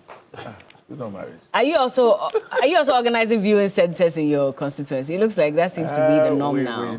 We bought the items, but I realized later that the matches will play very late in the night. Yeah. And so you don't want to put people at risk, move from one point to another point and all that. Ghana, for instance, play on Wednesday at 11 p.m. That match will end around 1 a.m. Yeah. And so it is raining a lot, and so it is difficult to do it. It's difficult to do it. Okay, no problem. That's okay. Let's see how it goes, because we're already seeing that John Dumelo, for example, is organizing viewing centers. In fact, over the weekend, I went through the Medina constituency and I realized that there was a massive viewing center there as well. I've seen pull-up banners of the MP. I think Medical was supposed to make an appearance there as well. And I saw a few people at the park watching. Yes, and Adenta. A few people. Yes, I think, it's Adenta I mean then. He's Medina or Adenta. Abu Ramadan, Medina. Yes, and then Abu Ramadan is Medina. Exactly. Adenta rather. Okay, so that's the area. So Su is Medina, you are right. So that's the area I think I saw, the pull-up banners. Is it the old station? You also saw that. It's a good initiative, at least. It helps to bring the people together, fraternize here and there. But as I said, it's easy to do maybe in Accra than those of us who live in the US, the villages and all that. It becomes very, very difficult. Yeah. We have to travel now from one community to another community to congregate. Now, in which community are you going to do it? In which one are you living out? Yeah, also it's going to be difficult. Concern. So we encourage them to stay in their homes and watch. Okay. Well, also in the studios, we have Tutubwa. Forgive me. We have Kingsley Ofosu. He's the former CEO for the Ghana Monuments Board. Good morning. Good morning. How are you doing? I'm good. Are you also staying awake to watch the games? Sure. So you've barely slept, eh? Yeah. It is well. Yeah, it's quite unfortunate that we have to stay up that late. Difference, yes. But it is well. Yesterday, I don't know if you watched the Cote d'Ivoire game. I did. I watched the first half. But the most thrilling one was the Japan. Netherlands. You thought that was... I thought the interesting one was Germany and Curacao. No, that one, they trashed it was expected, right? It was expected. So I think that there's going to be a bit of surprises in this World Cup. I think so. Yeah. I hope we get good surprises. Some of the underdogs are playing. And I expect that if Morocco is going to be a bit disciplined, they're going to go far in this tournament. If you look at the African countries. Yeah. Well, I mean, they're already even focusing on organizing the World Cup and not African Cup. They said they're not going to be organizing African Cup of Nations or hosting the African Cup of Nations anymore. And that their next target is the World Cup. So they're in for the big win. So let's see how that goes. Yeah. But anyway, if you're watching us on Facebook as well, good morning to you. Thank you for joining us. And yes, you can watch us at TV3 Ghana on Facebook and on YouTube. Your comments and suggestions and questions are all welcome. Let's get into our first conversation this morning. The Black Stars, like I mentioned, are expected to play against Panama in Canada on Wednesday. Unfortunately, Ghana's midfielder Thomas Partey will miss this game. And we're told it's because he was denied entry into Canada. And so in a statement, FIFA confirmed that the former Arsenal player, who is now with Spanish side Villarreal, will be unable to travel from Ghana's training base in Boston, where he's currently located after having his visa application refused by the Canadian government. FIFA is not involved in the immigration processes of host countries, according to them, including the adjudication of visas. So the host government ultimately determines who receives a visa and who is admitted into the country. Now, if you look at the Canadian government websites as well, they have rules around visiting their country, and they're saying that if you've committed or you've been convicted of a crime, you may not be allowed into their country. I mean, Partey has pleaded not guilty to all charges. He's not been convicted. He's only awaiting trial. And so that's why, a lot of questions are being raised about this decision that's been made by Canada. In fact, Immigration, Refugees and Citizenship Canada said in a statement to BBC that Canada is proud to be a host country for the World Cup and is working to facilitate a successful event while maintaining the safety and security of Canadians. But how is this a security problem? They say every person seeking to come to Canada is assessed individually based on the facts available and the law that applies. The U.S., however, has indicated that as long as he's not been convicted, they have no reason for denying him entry into their country, which is why he was able to make it into the UK. But Ghana is protesting Canada's refusal. In fact, we've seen from the Foreign Affairs Ministry a statement that has been released, and they're asking that, first of all, they're describing the decision as high-handed and extremely unfair, and they say it was based on pending criminal proceedings in the UK that have not resulted in a conviction or judicial finding of guilt. And so they don't see why this should be happening to Thomas Partey. People have raised a lot of questions, but let me get my guest preliminary comments on this. Maybe I'll start with you, Honorable Fred Agwinyo. You can speak on this matter first of all. Do you agree that this is... Don't worry. I'll let you start and then I'll come to him. But that's fine. Let me start off by saying good morning to our cherished viewers, especially the good people of the Guan constituency. One of my executives, Fokoku from Sandrogo Bume. Today is his birthday. And so Fokoku, I wish you all the very best. And my friend Francis Kumi, I also wish you a happy birthday today. It is sad sometimes the way the so-called superpowers treat us in Africa. And they behave as though they are always doing us a favor, as though we don't matter in anything. And it's really, really, really pathetic, the decision of Canada not to allow Partey to enter into their country to participate in this event. An allegation has been made against a player. The player is in court. He has denied the allegations that were made against him. He's not been convicted of any crime. Even the UK government that is trying him, when we played a friendly match there recently, he was there to play. As a matter of fact, Partey even lives in UK.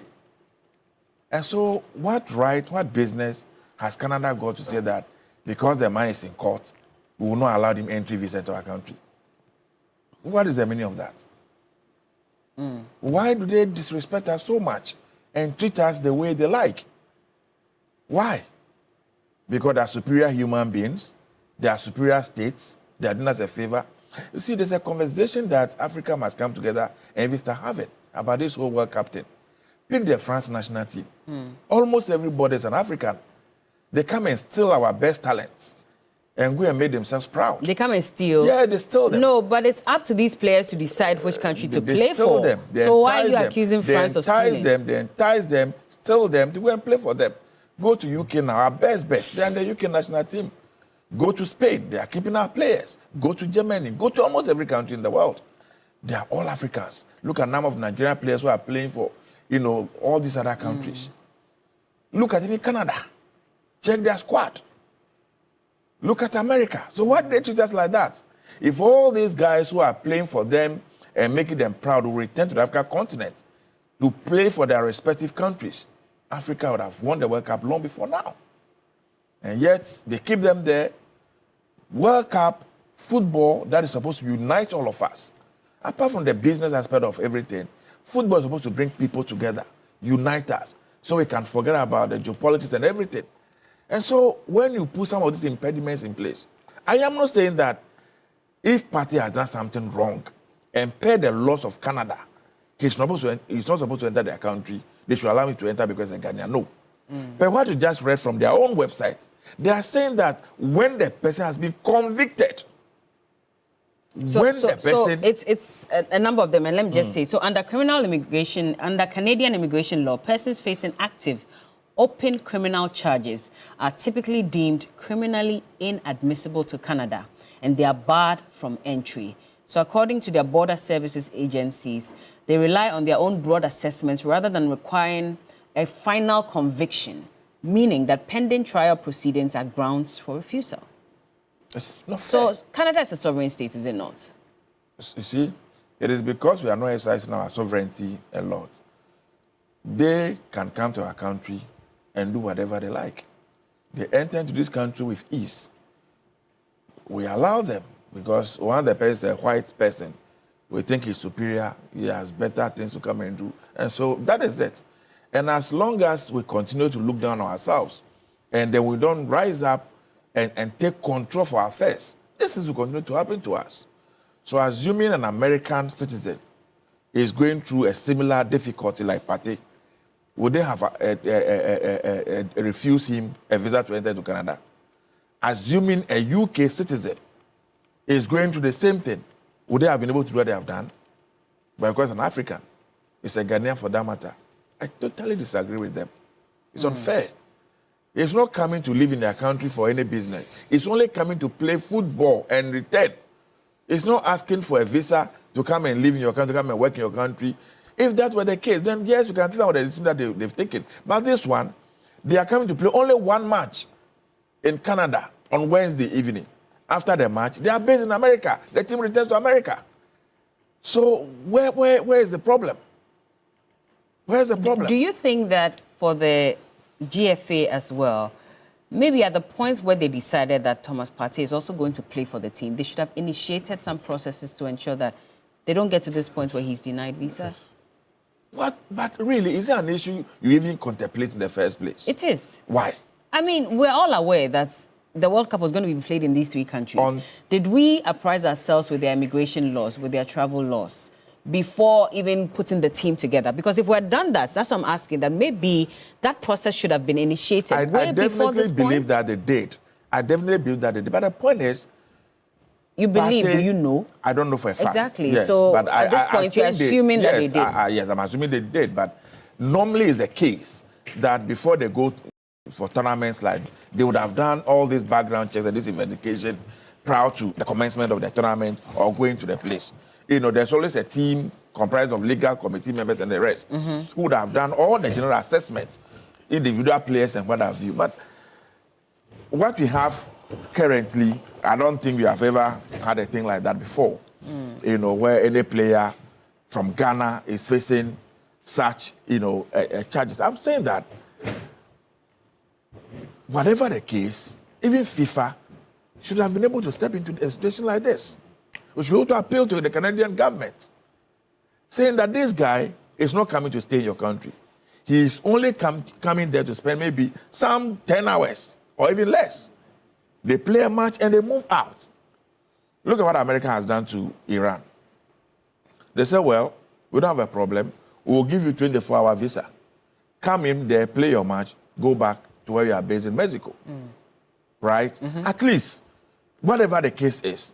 This morning, somebody was saying, I just read a tweet that the President of America put out that they've resolved the issue with Iran and all that. Yes. So if you have resolved the issue with Iran, then of course the expectation there will be that whatever ban you place on even the team, you can lift it. And allow But them at the to same come time, they prevented a qualified Somalian referee from Somalian entering the referee. country. You understand? And these things, I think that in future, when FIFA is choosing nations to host, some of these huge tournaments, all these things should be considered. If some nations think that they can't allow all others to come in, they will discriminate. They will bring their usual politicking in discriminating against other nations. Then, of course, they have no business hosting some of these tournaments. They have no business. Okay. Let me also welcome Mr. Tutu Boahene into the studios. He's a lecturer at the University of Education, Winneba. He's also a political communication strategist. Good morning to you as well. I hope you're well. Yes, I'm doing Good to have you in the studios. Yes. I believe traffic was delaying you small. Not easy, straight away from Dansuman. Oh. I've been in traffic throughout. I can imagine. Yeah. It's good to see you. I like your shirt, by the way. Thank But you. let me come to counsel. I mean, from the legal point of view, who's to blame for this? Okay, let me wish your lovely viewers a good morning. Wish my colleagues here a good morning, and wish yourself a good morning. Well again. received. I think to look at this problem, we ought to look at it holistically, not just from the legal side. And my view is that this bouncing spree happening at this World Cup undermines the whole essence of why the World Cup was created in the first place, and exposes the international community, especially the West, for their hypocrisy and lack of fidelity to the principles that they themselves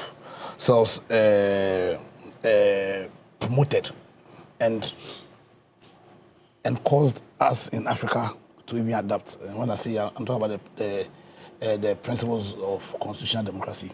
Chief amongst them is a principle that says that you are presumed to be innocent and to prove so beyond all reasonable doubt. And also the principle that says that we are all equal before the law. I'm saying we are all equal before the law because you recall that Mike Tyson, who was convicted of rape in 1992, and so per the terms of their own immigration rules, Mike Tyson was supposed to have never entered Canada. My record shows that since his conviction, he's entered Canada a number of times for various activities. And for me, that, in my view, brings to the score their lack of value to principle and consistency. Now, we all know that the World Cup was created on the back of the First World War. Now, Jules Rimet, who was the FIFA president between 1921 to 1954, having lived and experienced the devastation of the First World War, thought that they need to create a system that will bring together peoples from all manner of nations to create real friendship amongst the nations, so as to place the world in a better position of not experiencing the horrors of the First World War. Indeed, history tells us that the ILO, which was created by Wilson Woodrow of the US, really wasn't successful. So there was, they needed to create something that would bring various countries together to create real friendship, so that at least we'll have the best chance of peace. And that was the reason behind the creation of the World Cup by Jules Rimet.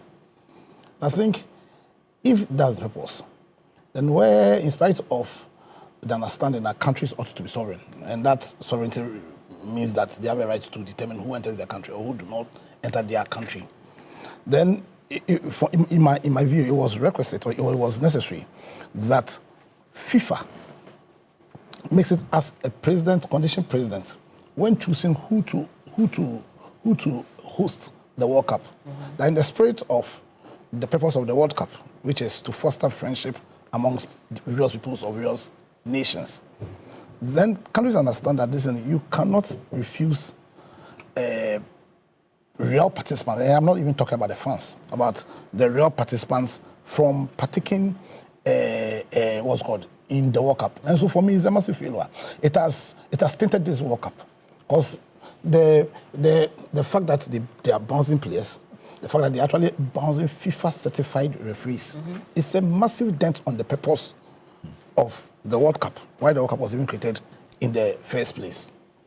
But having said that, we also ought to recognize that we are in very special times.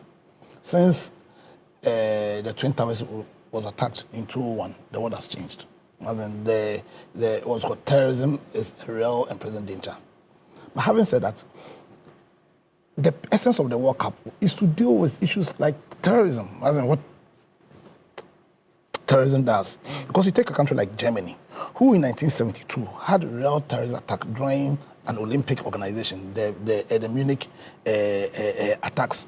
And yet, in spite of they having experienced real terrorism during World Cup, Germany, having subsequently hosted international tournaments like the European Cup in 1988 and the World Cup in 2006. Well, there's nothing on record that suggests that they bounced people who were actively participating in those events. So for me, I think it's a huge shame on FIFA. On the legal perspective, like I said, and I think you've done a very good job at quoting for us the law, and I agree with you in its entirety that there was a responsibility on our FA to consider these things.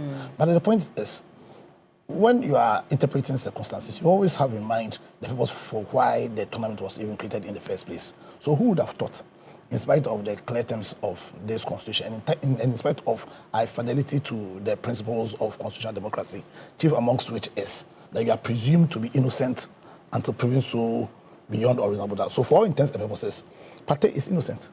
Until proven so, yeah. Yes. So for all intents and purposes, as things stands today, he isn't a convict. Yeah. You understand? And in the light of how Mike Tyson's situation was handled by the Canadians, I do not think that the FA, or I would reasonably have expected the FA to contemplate the possibility of Partey being a refused entry into Canada. And that's why for me, I think that really, like I said, Canada is a sovereign country, yes, and reserves the right to decide who enters or who does not enter. But when FIFA in the future is considering who to choose to host these tournaments, then they must have at the forefront of their minds the purpose for which the World Cup was created in the first place, which is to create a platform where international people from various places can converge and forge real friendships to reduce the possibility of the Great War that ravaged and horrified the world in 1914 to 1918. Okay. So, for me, I think it is an eye-opener for the world. And going forward, FIFA must make it as a policy that where they are deciding who to host international tournaments, and not just FIFA, the IOC, the International Olympic Committee, what's it called, all the various what's called bodies must have it as a condition precedent that if you are to host any tournament, then you are going to open your doors to the real participants. Because you see,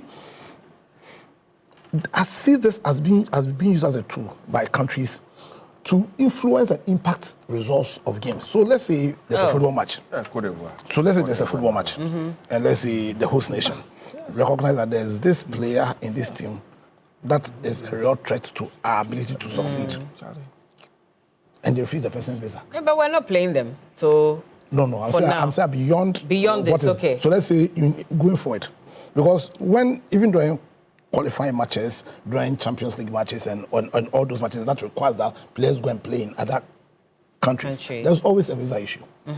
So let's say Ghana is going to play what's called Egypt, and Ghana recognizes that Mohamed Salah is a real threat.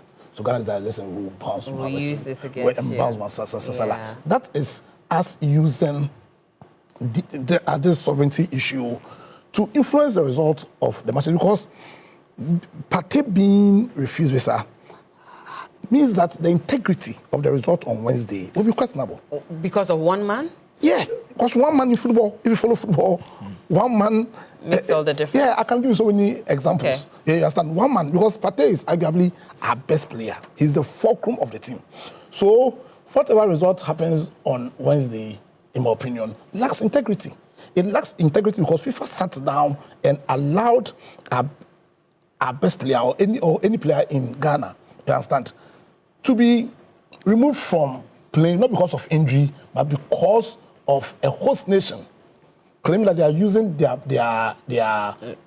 laws. To refuse the step. Well, those are their laws. Felt that, but that's why I say we cannot change it. But immediately you allow yourself, you submit yourself to host a tournament. And that's what I'm saying. FIFA should have it as one of the critical conditions precedent. They said they can't interfere. I mean, look at what even happened to the Somalian referee. They came out and said there's absolutely nothing they can do about it. And that's what I'm saying, that FIFA itself, this whatever happens, it's been tainted. Everyone knows that the integrity of FIFA's. I think the most effective response Ghana could have given, Jeffrey, also have withdrawn from the tournament. We should have withdrawn. Yeah, we should have withdrawn from the tournament. I'm telling you, we should have withdrawn, and all African countries together, we should have withdrawn. I'm saying that the integrity of the results on Wednesday is already tainted. Isn't that extreme? It's not extreme. Okay. It's not extreme because the results on Wednesday is already tainted. You understand? As in, where you set a precedent, where countries can decide that based on my sovereignty, in an internationally recognized tournament, I have reserved the right to bounce players from the different. And I give a typical example. Because this is enough precedent. Ghana can say that, listen, we are going to play what's called Egypt. Mo Salah is a threat, or even a threat, and then we refuse him visa. No, we shouldn't. Tolerate this. We should have withdrawn. We should have withdrawn. Bella, let me say a very good morning to our cherished viewers, and let me also say that I hold the same view. But that notwithstanding, I believe that the GFA management team should have done better. These are people who are taking taxpayers' money as allowances. And they are there to make sure that the team, their in and out, are being organized properly. And so if at the dying minute, I was so surprised that last week, beginning of last week, the sports minister spoke and he said he's not heard anything about Partey's refusal of the visa. And so one would ask that, what had the GFA and the management team of the Black Star been doing all this while? Because if you wait until the last minute before you will go to procure visa, then what are we talking about? These things should have been done long time ago. The management team should have been aware that each of the players that was, I think it's been a month that the coach named these players. No, it's not been a month. I mean, when we got, we got the list just when we played our last friendly. We actually qualified about 6 months back, right? I'm talking about the Black Star list. The list. Okay. It was just our last friendly that we got. You can't go and procure yes, we got the full But I think that the management team should have done better. Because it even came to the news before the sports minister could hear that our superstar had been refused visa. I don't think that's true. No, he did speak to the media. He said he wasn't aware of it. But could it be that he was also managing the situation so that, while they work on things backstage? We are only speaking to the facts of the issue, that the minister responsible for sports and recreation said that he wasn't aware. Meanwhile, a lot of the sports journalists were talking about it on radio and on TV. And so I think that the management committee of the Black Star should have done better. I don't know the processes they went through with foreign affairs and all that. And I also think that, like I share in the views of my other colleagues, that the West are taking us for granted too much. And I believe that at this point, Africa should have shown something to them that without us, you cannot develop your country, your developed countries. Whatever you have there, a lot of them is from Africa. We've played a very very, very important roles in developing these countries. And so when it gets to this point and we are treated this way, I think that it's not fair.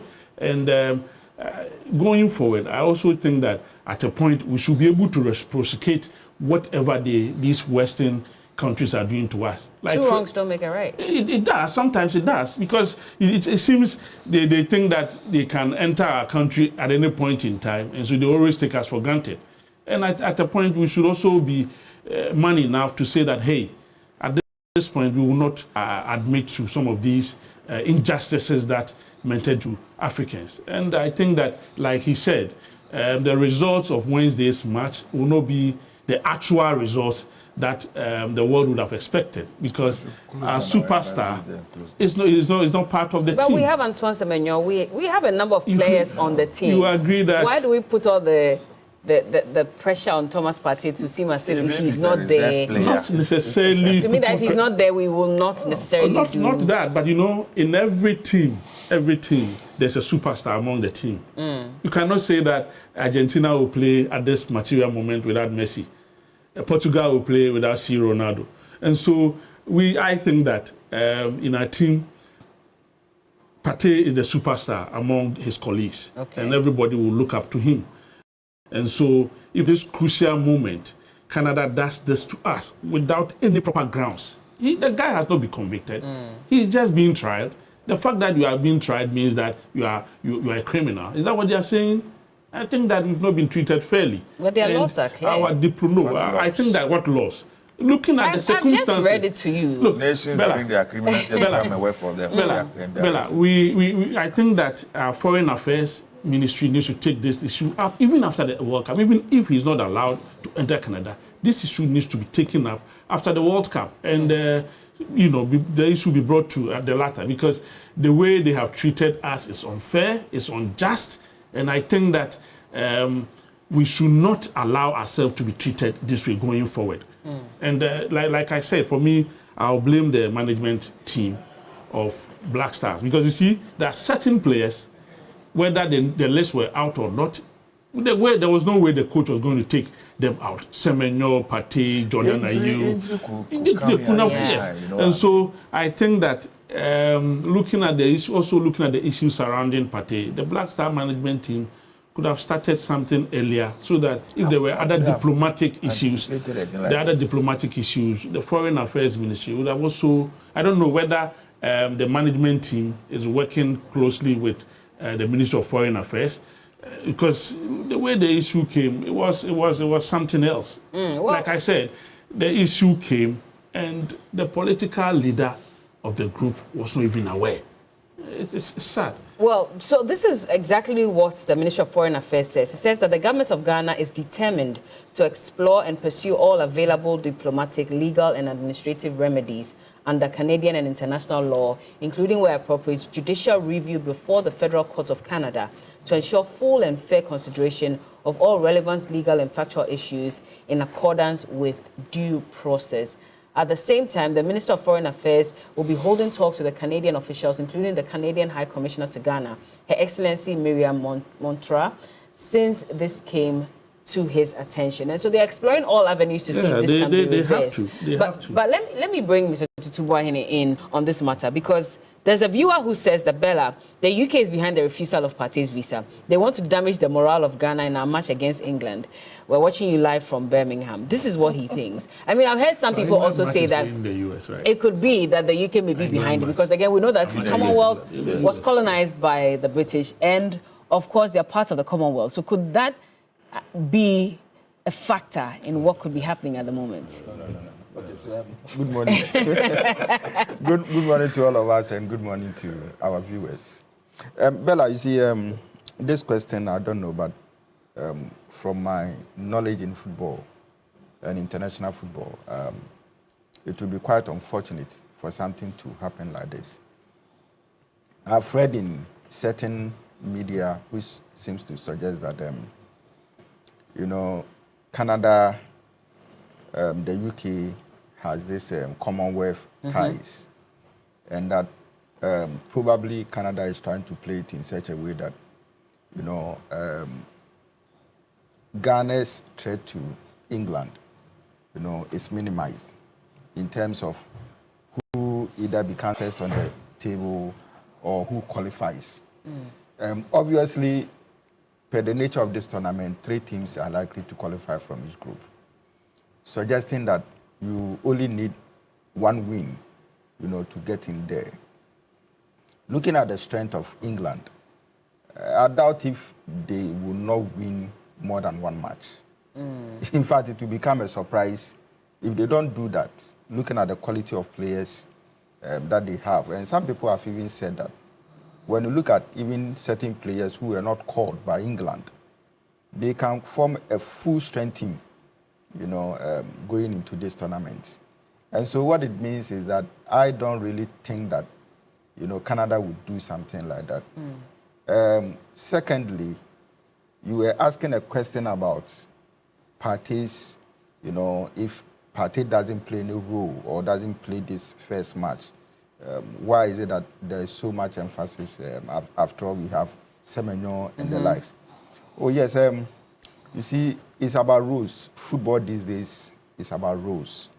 And Partey's role in defensive and offensive midfield could help Ghana's team to a large extent. And again, even though people are talking about the fact that he doesn't really command that kind of strength that he used to be when he was with Atletico Madrid and Arsenal. You see, when you have Partey in the national team, the on-field coaching itself, guidance, is a plus to the Ghanaian team. And so if he doesn't play, it will mean that we actually have new faces in our midfield. And people who don't really have tournament experiences, people who don't really have, what it takes to get into an international platform like this. So it will leave some kind of gap within our midfield. And that is the problem that we are having. Now, I have a very huge reservation with regards to the decision by Canada. All right. For me, I think that Canada has not acted within its own laws. And that is where the question, of certain doubt is coming up. You see, the law that they are quoting is the Immigration and Refugee Protection Act, which is the Act 36, Clause 1 or something. And that allows Canada to probably prevent foreign nationals who have committed a certain, wrong, provided there is a reasonable, that is the act, there's a condition there, provided there's a reasonable grounds to believe that that particular individual has committed an act. Like lawyer said, he has not been charged. No, he's been charged. He's been charged, so but he he's has not been convicted. Yes, so he has not been convicted, right? That suggests that even England, where it is perceived that he has committed that crime, they have allowed him to move. He has his freedom on the street, isn't it? And he remains a free man. So if Canada is saying that, or that Act 36 has that clause, that until proven that Partey has committed the 7 crimes, whatever, then why do you go back to say that we are not allowing him entry? Because the law itself has grounds for you to give him that permit to go and play. Beside that, I think that there's another visa, which Canada could have given him. You could allow him to play the match, give him about 5 hours visa. After that, he's gone. Is that the temporary residence visa? Yes. All right. So why all these things? And so I believe that, look, Canada should come again. They should come again. Let me just read something. So there's been an explanation of the law, and it says that in looking at this law, they use the equivalency test.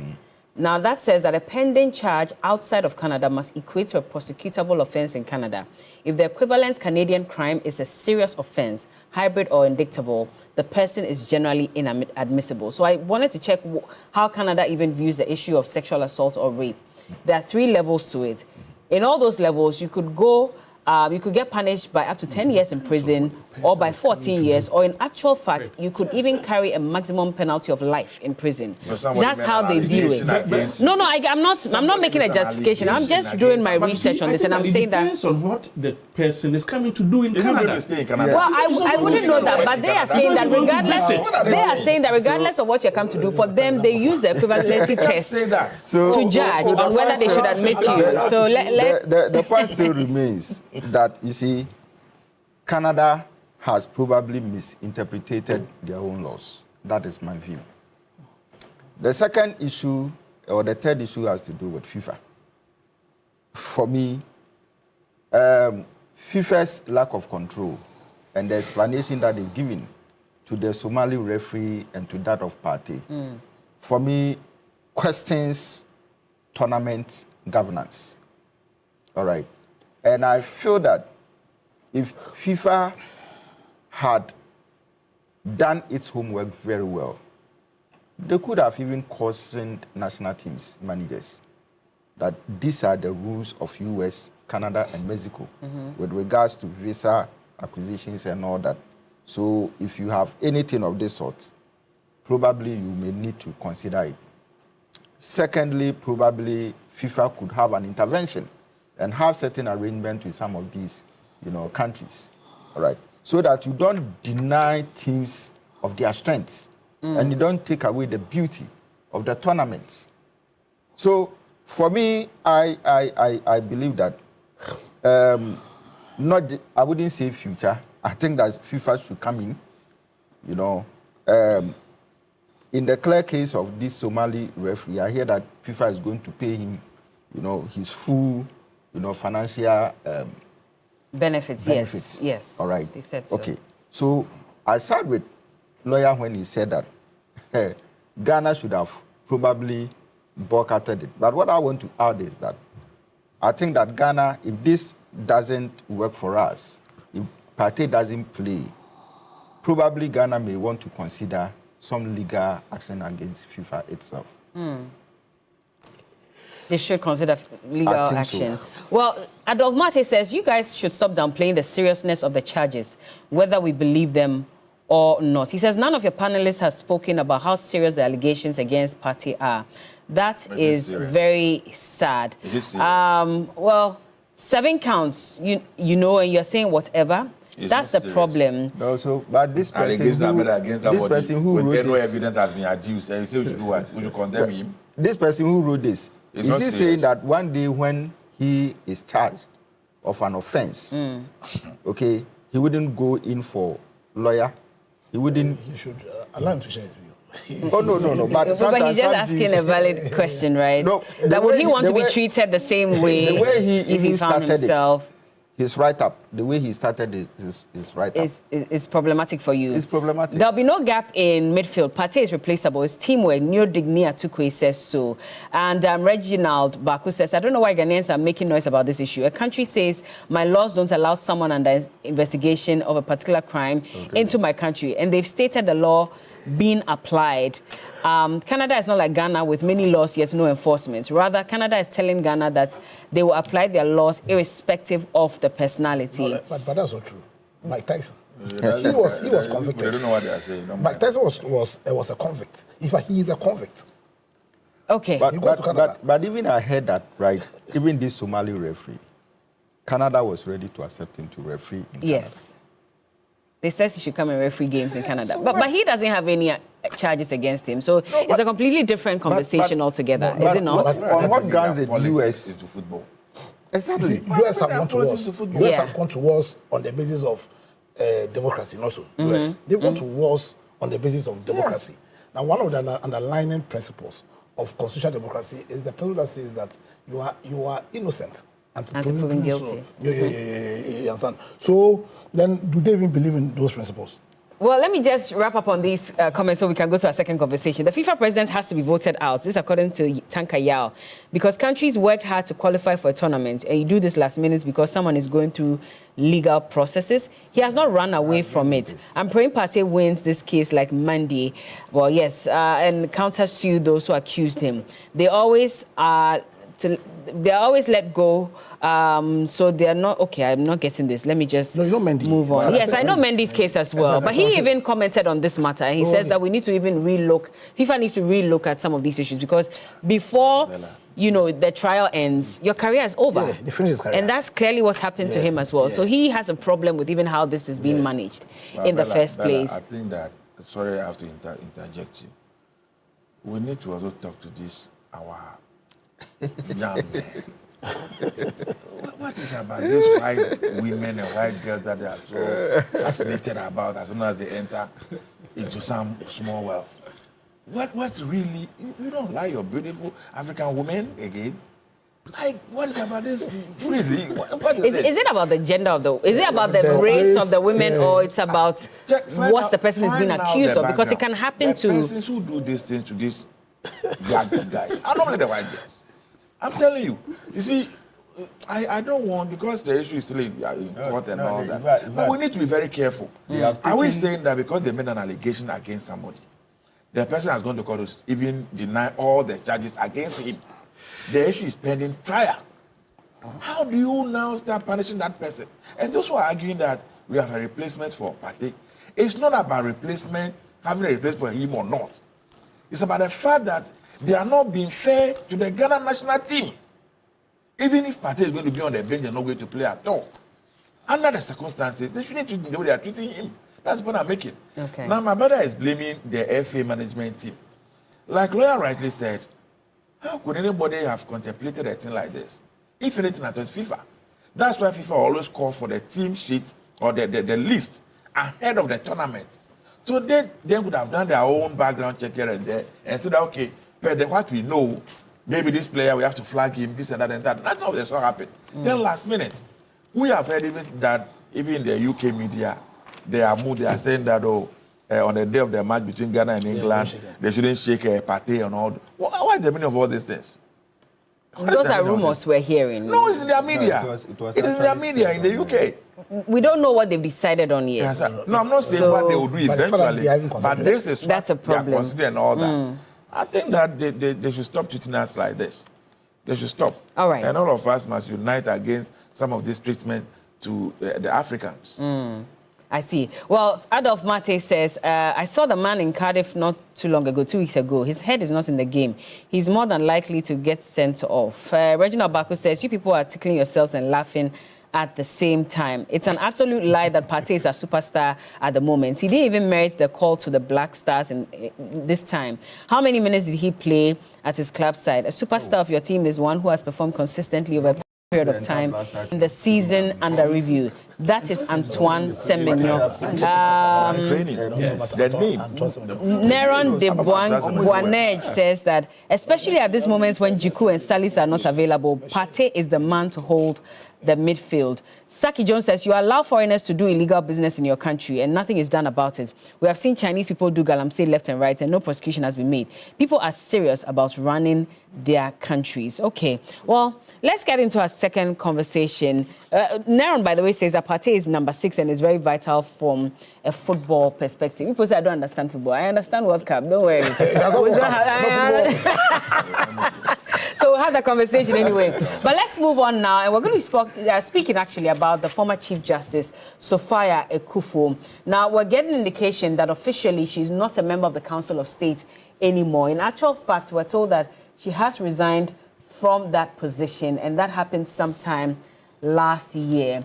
She took office officially in February 2025 as one of the ex-official members of the Council of State. And I remember when her appointment came up, there were lots of issues concerning whether she should even be part of, the Council of State members or not. And she argued it out that clearly the law says that one of the positions should be reserved for a former Chief Justice. Then she's the right person to actually occupy that position. But now we're told that she's not in that office anymore. We're trying to understand how this could affect the Council of State moving forward and what could be the reason why she has decided not to be a member of the Council of State anymore. And so I'll start off with you, Fred. What do you make of this? Well, first of all, let me say that you see, you're laughing. So I started the first one. You said no, but I've gone. So if I didn't give the chance and I went back to one of them, you say, why am I skipping you? I'm okay. The point. Resignations are not new in some jurisdictions. People who resign from positions and at workplace based on principles, based on their perception of issues and disagreement on issues. It happens a lot in other jurisdictions, especially where people don't see the position they occupy as the source of their daily bread, and that without those positions, they cannot exist. And they believe that they are in service. You know, they don't care once they disagree for a particular position. They usually will tender in their resignation and go. Now, the difficulty we have discussing this subject is that we haven't seen any official communication on the subject matter. So what we are doing now is speculation. That some people said he tendered his resignation somewhere last year. Government has not issued any official, statement to that effect. I haven't seen the resignation that she tendered to the presidency. And so whatever we will say around this table this morning will just be purely speculation. But she's not been to any of the meetings, we're told, since last year. Again, it remains speculation because you don't have any evidence, truly, that she hasn't attended any meeting since last year. Do you have any concrete evidence to that effect? So if that's what's being reported, she should have come out by now to say, hold on, should she not have come out by now to say that, well, that's not true? It's been a number of hours. We've not heard from her. We've not heard from her team. We've not heard from government. The fact that she hasn't come out to speak doesn't make it true. You don't know why she hasn't come. And as I'm saying that for now, we can speculate, we can run our own commentary around the subject matter. And the point I've established is that people will resign anyway. At a certain, yes, the Constitution provides for in Article 89, Council of State. And one of the persons should be a former Chief Justice, which is Article 89, Clause 2, A and 1. That a former Chief Justice should be part of the Council of State. 11 of them be appointed by the President. Every region will have a representation, a former IGP, and all that, all spelled out in the Constitution. And so if for any, it can be on grounds of ill health, it can be on many other grounds, and so if she thinks that she cannot continue to play that role that she's been elected to play, of course, what the President will need to do is to appoint somebody else to replace her, to be able to satisfy the constitutional provision. And so let's listen to what others will say.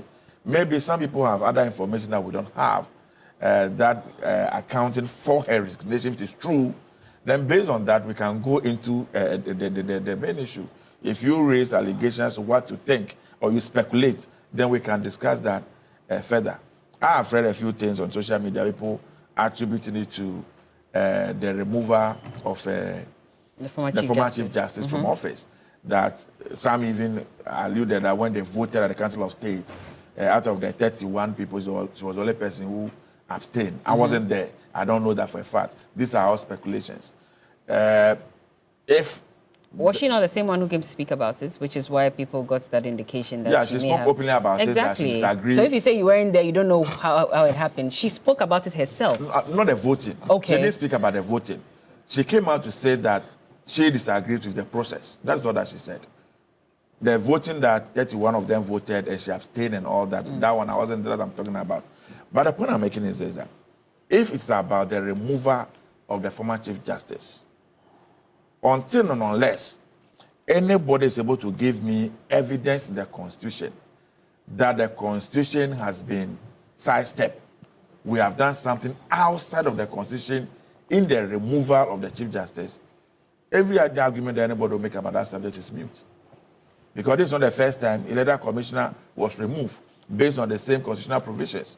In fact, if you take this Constitution, it made provision for even the impeachment of a president. That if the president goes contrary or does some wrongs, The Constitution made provision to how he can be impeached. Ministers can be removed from office. Members of Parliament can be removed from office. And so nobody's above the law that all of us have agreed that that must govern us.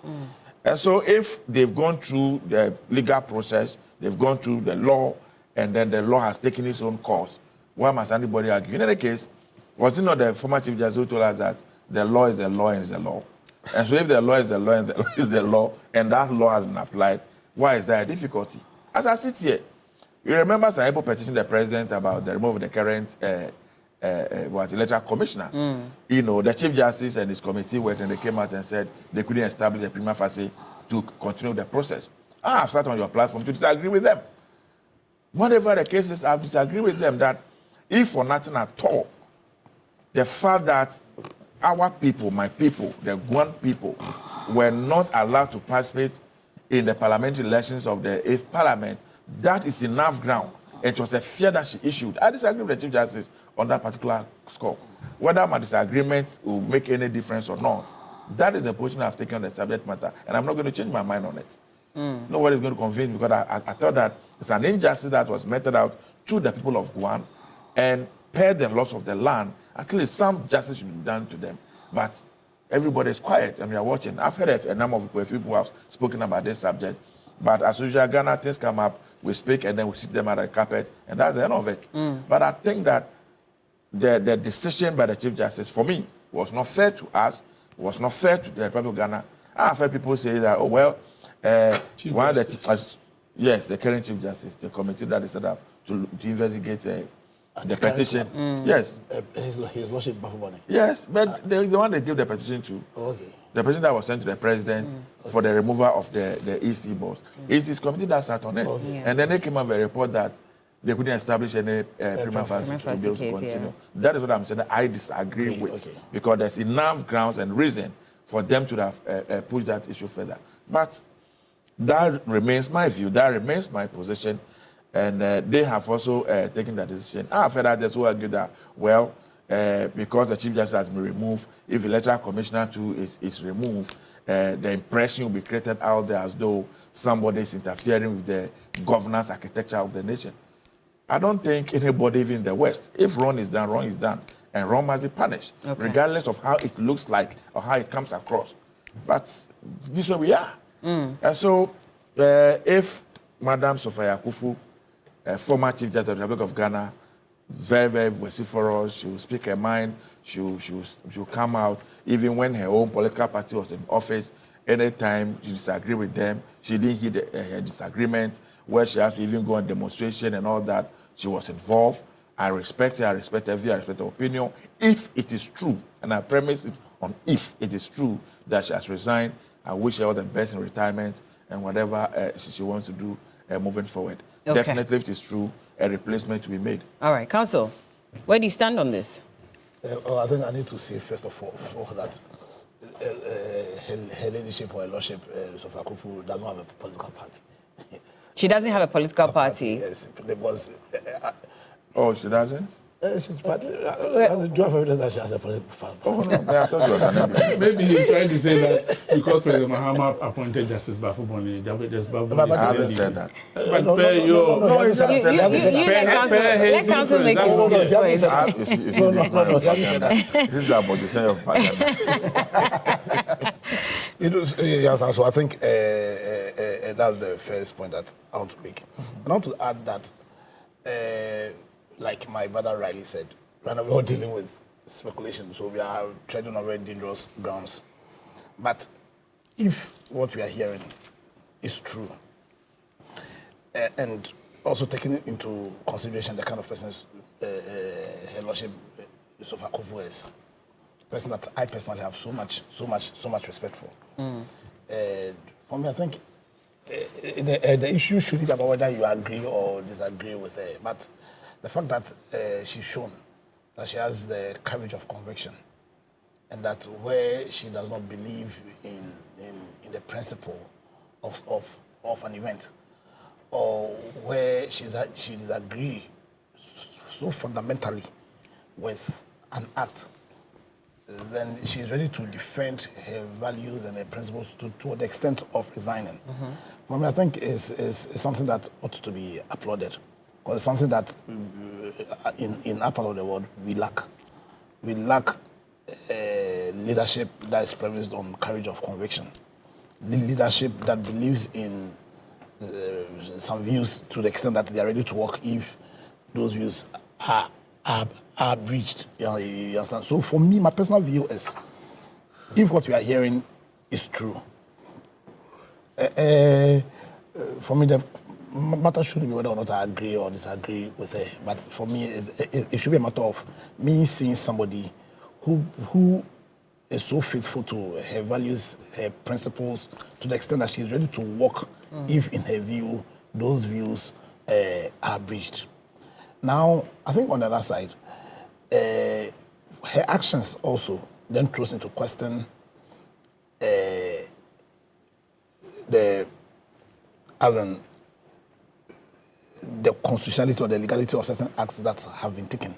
That's what we must interrogate, and we ought to know why she has resigned. Also because of the personality that she is. We are talking about somebody who was appointed onto the Supreme Court way back in the 90s, I think. Way back in the 90s by His Excellency. 1995. Yeah, way back in the 90s, has served on the Supreme Court for close to 30 years.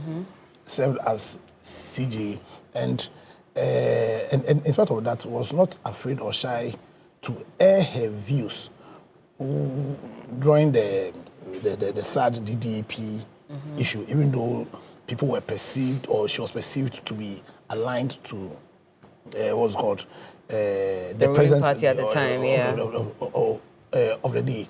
And you are saying the same thing. I said aligned. I'm not saying me aligned isn't from me from belonging to a party.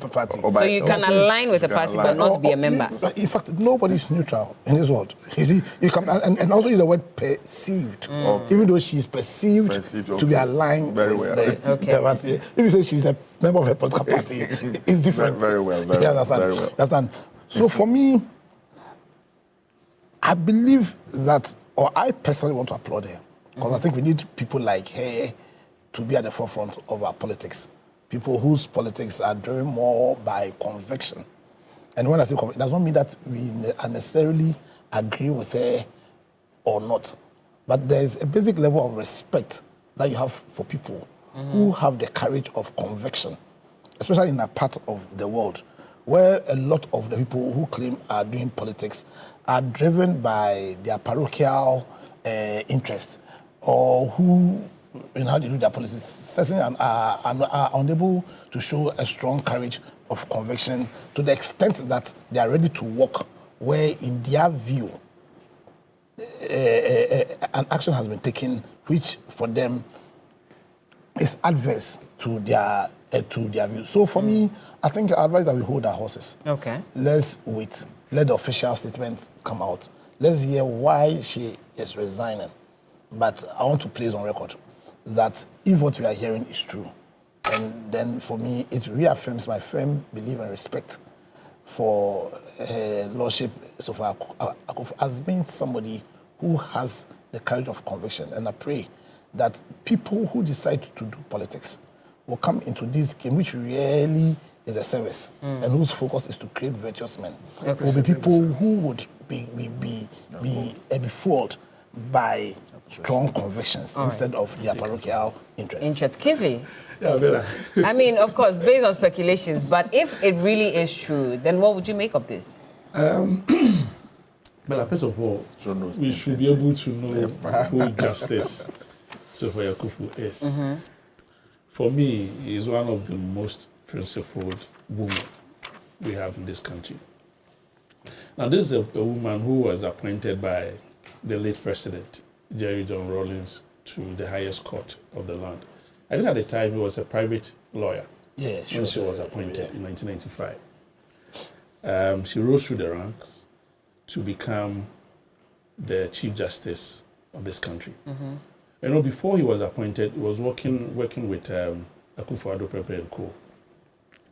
And so, at a point when his former boss appointed her as the Chief Justice, we all know how strong she is when it comes to viewing her opinions. One would have expected that at the time when people were picketing at Ministry of Finance, she would have been the last person seen there. But we saw her there so many days. And at the point, she became almost like when NDC is doing their campaign, they were using her pictures and all that at Ministry of Finance.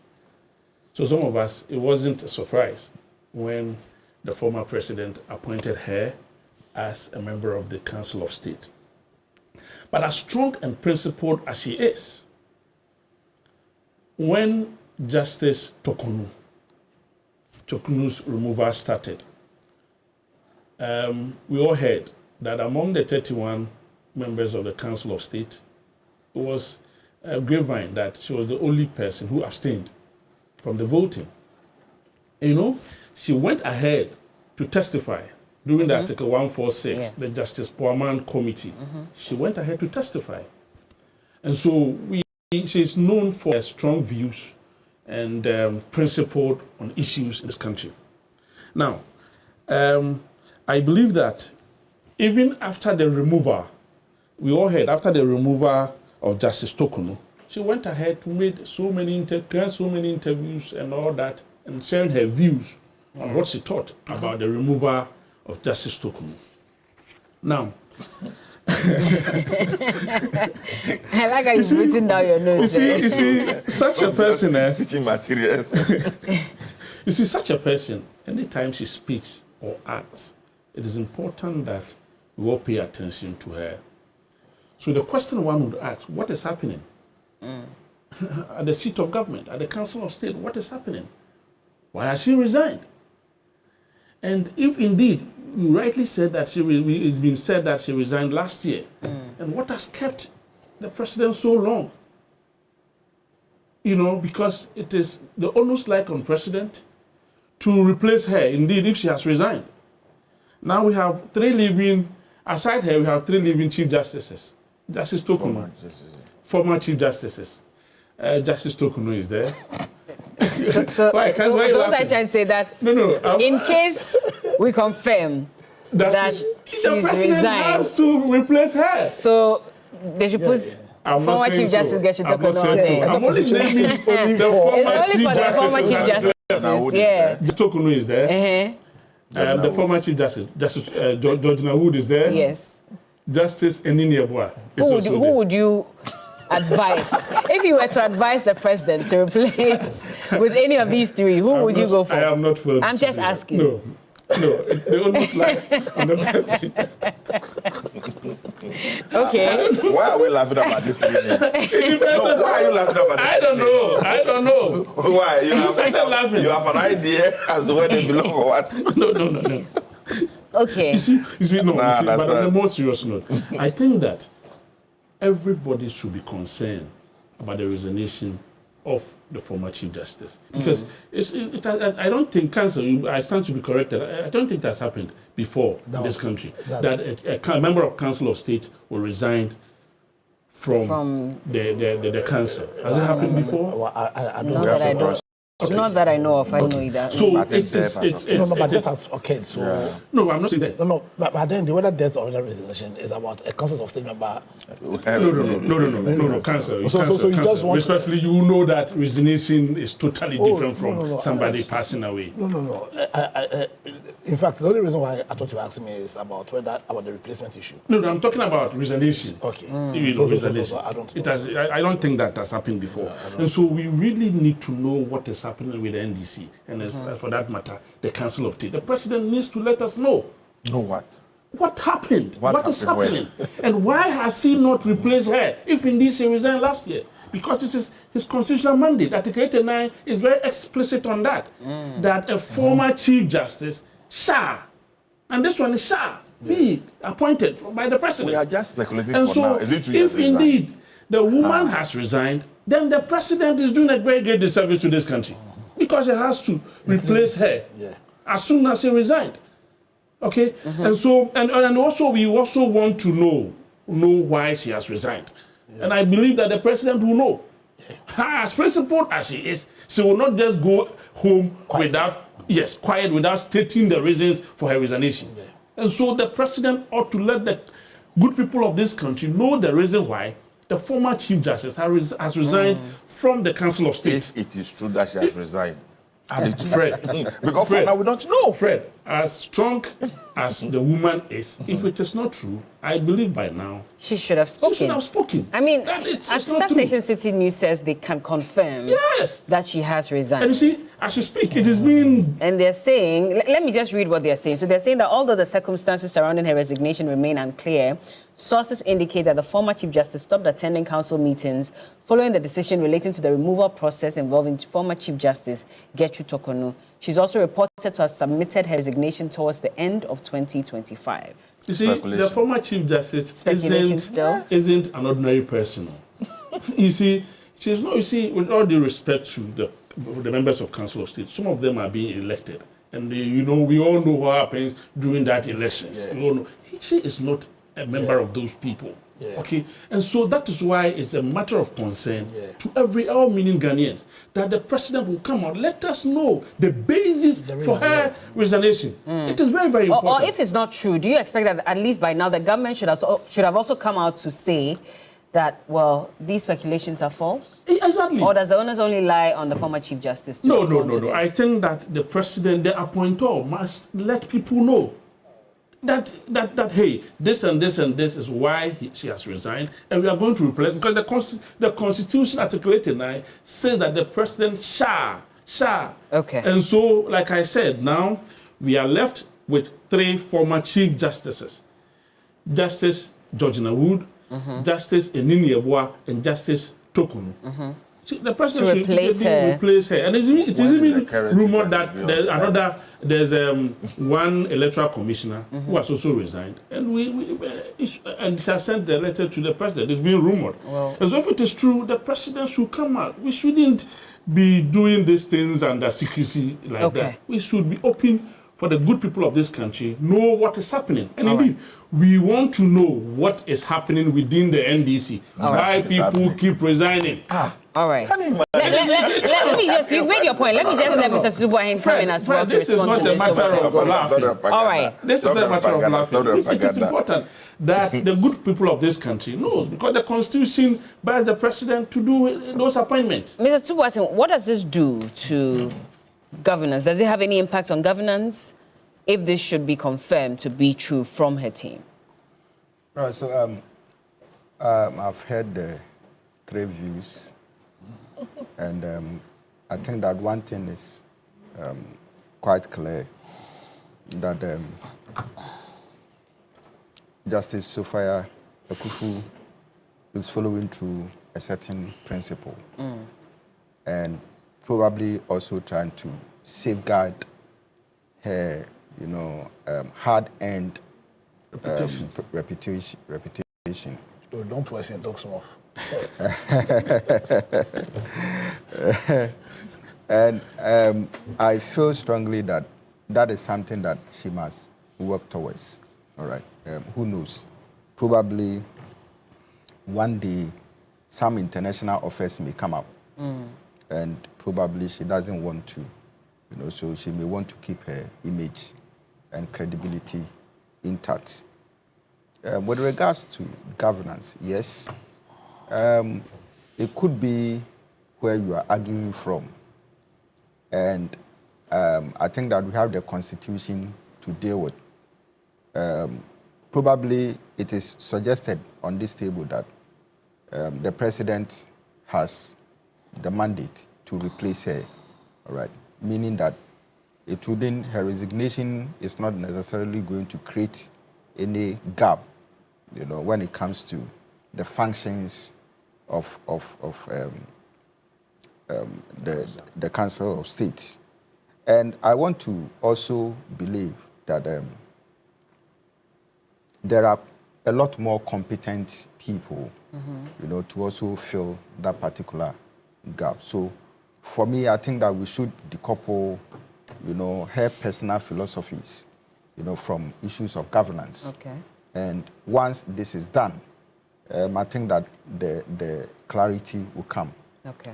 What I want to probably see is that, you see, what she has done, the question is how many people probably will have that kind of strength, confidence, and that kind of self-control to be able to take such decisions. What I see is that she is creating some kind of path, a kind of precedent, for or to signal certain people or people in high authority that you have every right to defend, your personal integrity. You have every right to defend, your principles in life and your professional principles. So if you feel that you find yourself within a certain structure where certain things are emerging which doesn't reflect your personal beliefs, your personal ethical conduct and all that, nothing stops you, from, moving away. And so I feel that, yes, she probably has done that within her own beliefs and principle, and we cannot take anything away from her. But again, she is equally leaving a legacy. That is, if the decision she has taken is right, okay, then what I see is that she is equally leaving a legacy, setting a precedent that future generation or other people like-minded of her stature could also, pick some certain lessons from and then follow through with it. I think that when we believe in these principles, that, look, even if you are at a certain position and you feel that you are not contributing enough and you don't fit in, you have to resign. Yes, resign and give way to people who qualify to come and take that position and move along. All right, thank you so much. And Samuel Kate says that one must state reasons why they're resigning from their positions. It will clarify any doubts in people's minds. Considering her status in the country, she should not put the whole country in suspense like she is doing now. Okay, and in countries where common sense works, people resign from high and sensitive positions and the country moves on. Okay, we hear you. I don't even see the reason why she was appointed by this government in the first place. These people have their own way of... Okay, try going that. I will skip that message as well. But Fred, I have a message for you, and it's coming from Kojo Chumbafo. He says that... Fred Agwenyo is a field referee. His refereeing career ended after he was chased off the pitch for biased officiating. When did this happen? Oh my God, He says, as despicable as the English media agenda-driven effort to stop Partey from playing the World Cup is, we cannot withdraw. It will cost us a ban at many more competitions. Let the boys use a regrettable happening to motivate themselves to get all the 3 points in Toronto on Wednesday. They should play for Partey. Partey himself should use this as motivation to make sure England are punished when we play them, because the real motivation is that they are afraid of him. Let the same country come and chat to us about LGBTQ. Can you imagine? Well, I've been speaking to, of course, Dr. Tutu Buahin. He's a lecturer at the University of Education, Winneba. He's a political communication strategist. Also, Andrea Pia Dankwa is the Director of Legal Affairs, United Party. Fred Agwenyo is the MP for Guan constituency, and Kingsley Ofosu is the former CEO for the Ghana Monuments Board. Before we go, let me just remind you about the University of Gold Coast, who have made it possible for us to come your way with the big issues this morning. So whatever course you're thinking of, whether you're aiming for a specialist MBA in marketing, communication, operations, supply chain, human resource management, finance, entrepreneurship, innovation, or business intelligence analytics, or you just want to advance through a dual MBA or chartered manager MBA, University of Gold Coast gives you the options that match your vision. And if your next step is an MSc International Relations, Communication, International Marketing, International Law, Security, Diplomacy, Accounting, Finance, or Human Resource Management, or you just want an LLM in International Law, Security, Diplomacy, or an MA in Biblical Studies, Practical Theology, then of course the pathway is open. You can apply today, because at University of Gold Coast, we make it practical. We give you flexible learning, flexible entry, and flexible payments. And you can study around your work and life and choose a route that fits your background and pay in convenient installments. And so just a reminder that your dream deserves structure, Your future deserves strategy and your purpose deserves training. Apply now, www.ugc.edu.gh, or call or WhatsApp them on 026-388-8555. University of Gold Coast, building leaders for the nations. Thank you, gentlemen, for joining us on the show today. And of course, the show continues with more. Sports is coming up. Who knows, maybe we might have some updates on Thomas Partey and whether he can play in Canada or not. Keep watching. We'll be right back.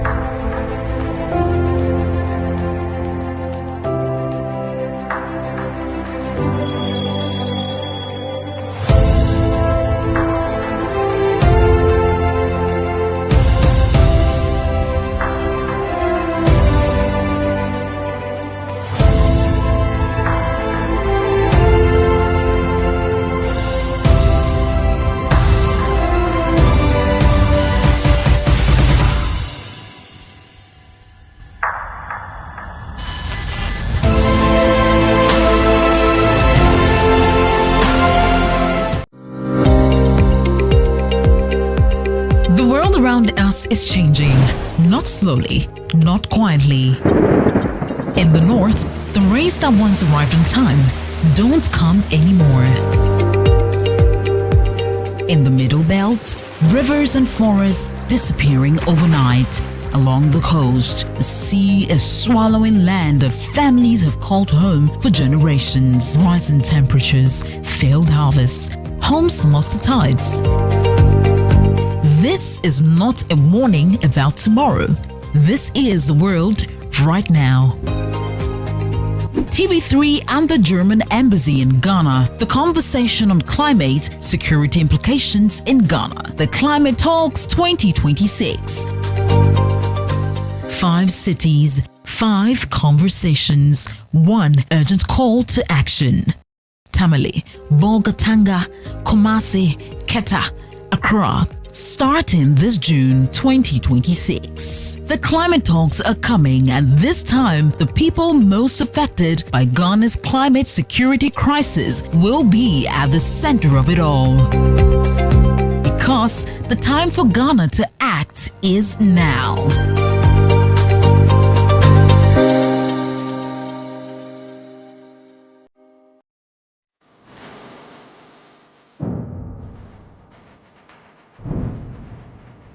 In a world full of noise, clarity matters. Stories shape us, ideas challenge us, and honest dialogue moves us forward. This is a space for depth, where voices are heard and perspectives matter. Conversations with Dr. Abnanya Kwasumeni, coming soon on TV3. TV3, first in news.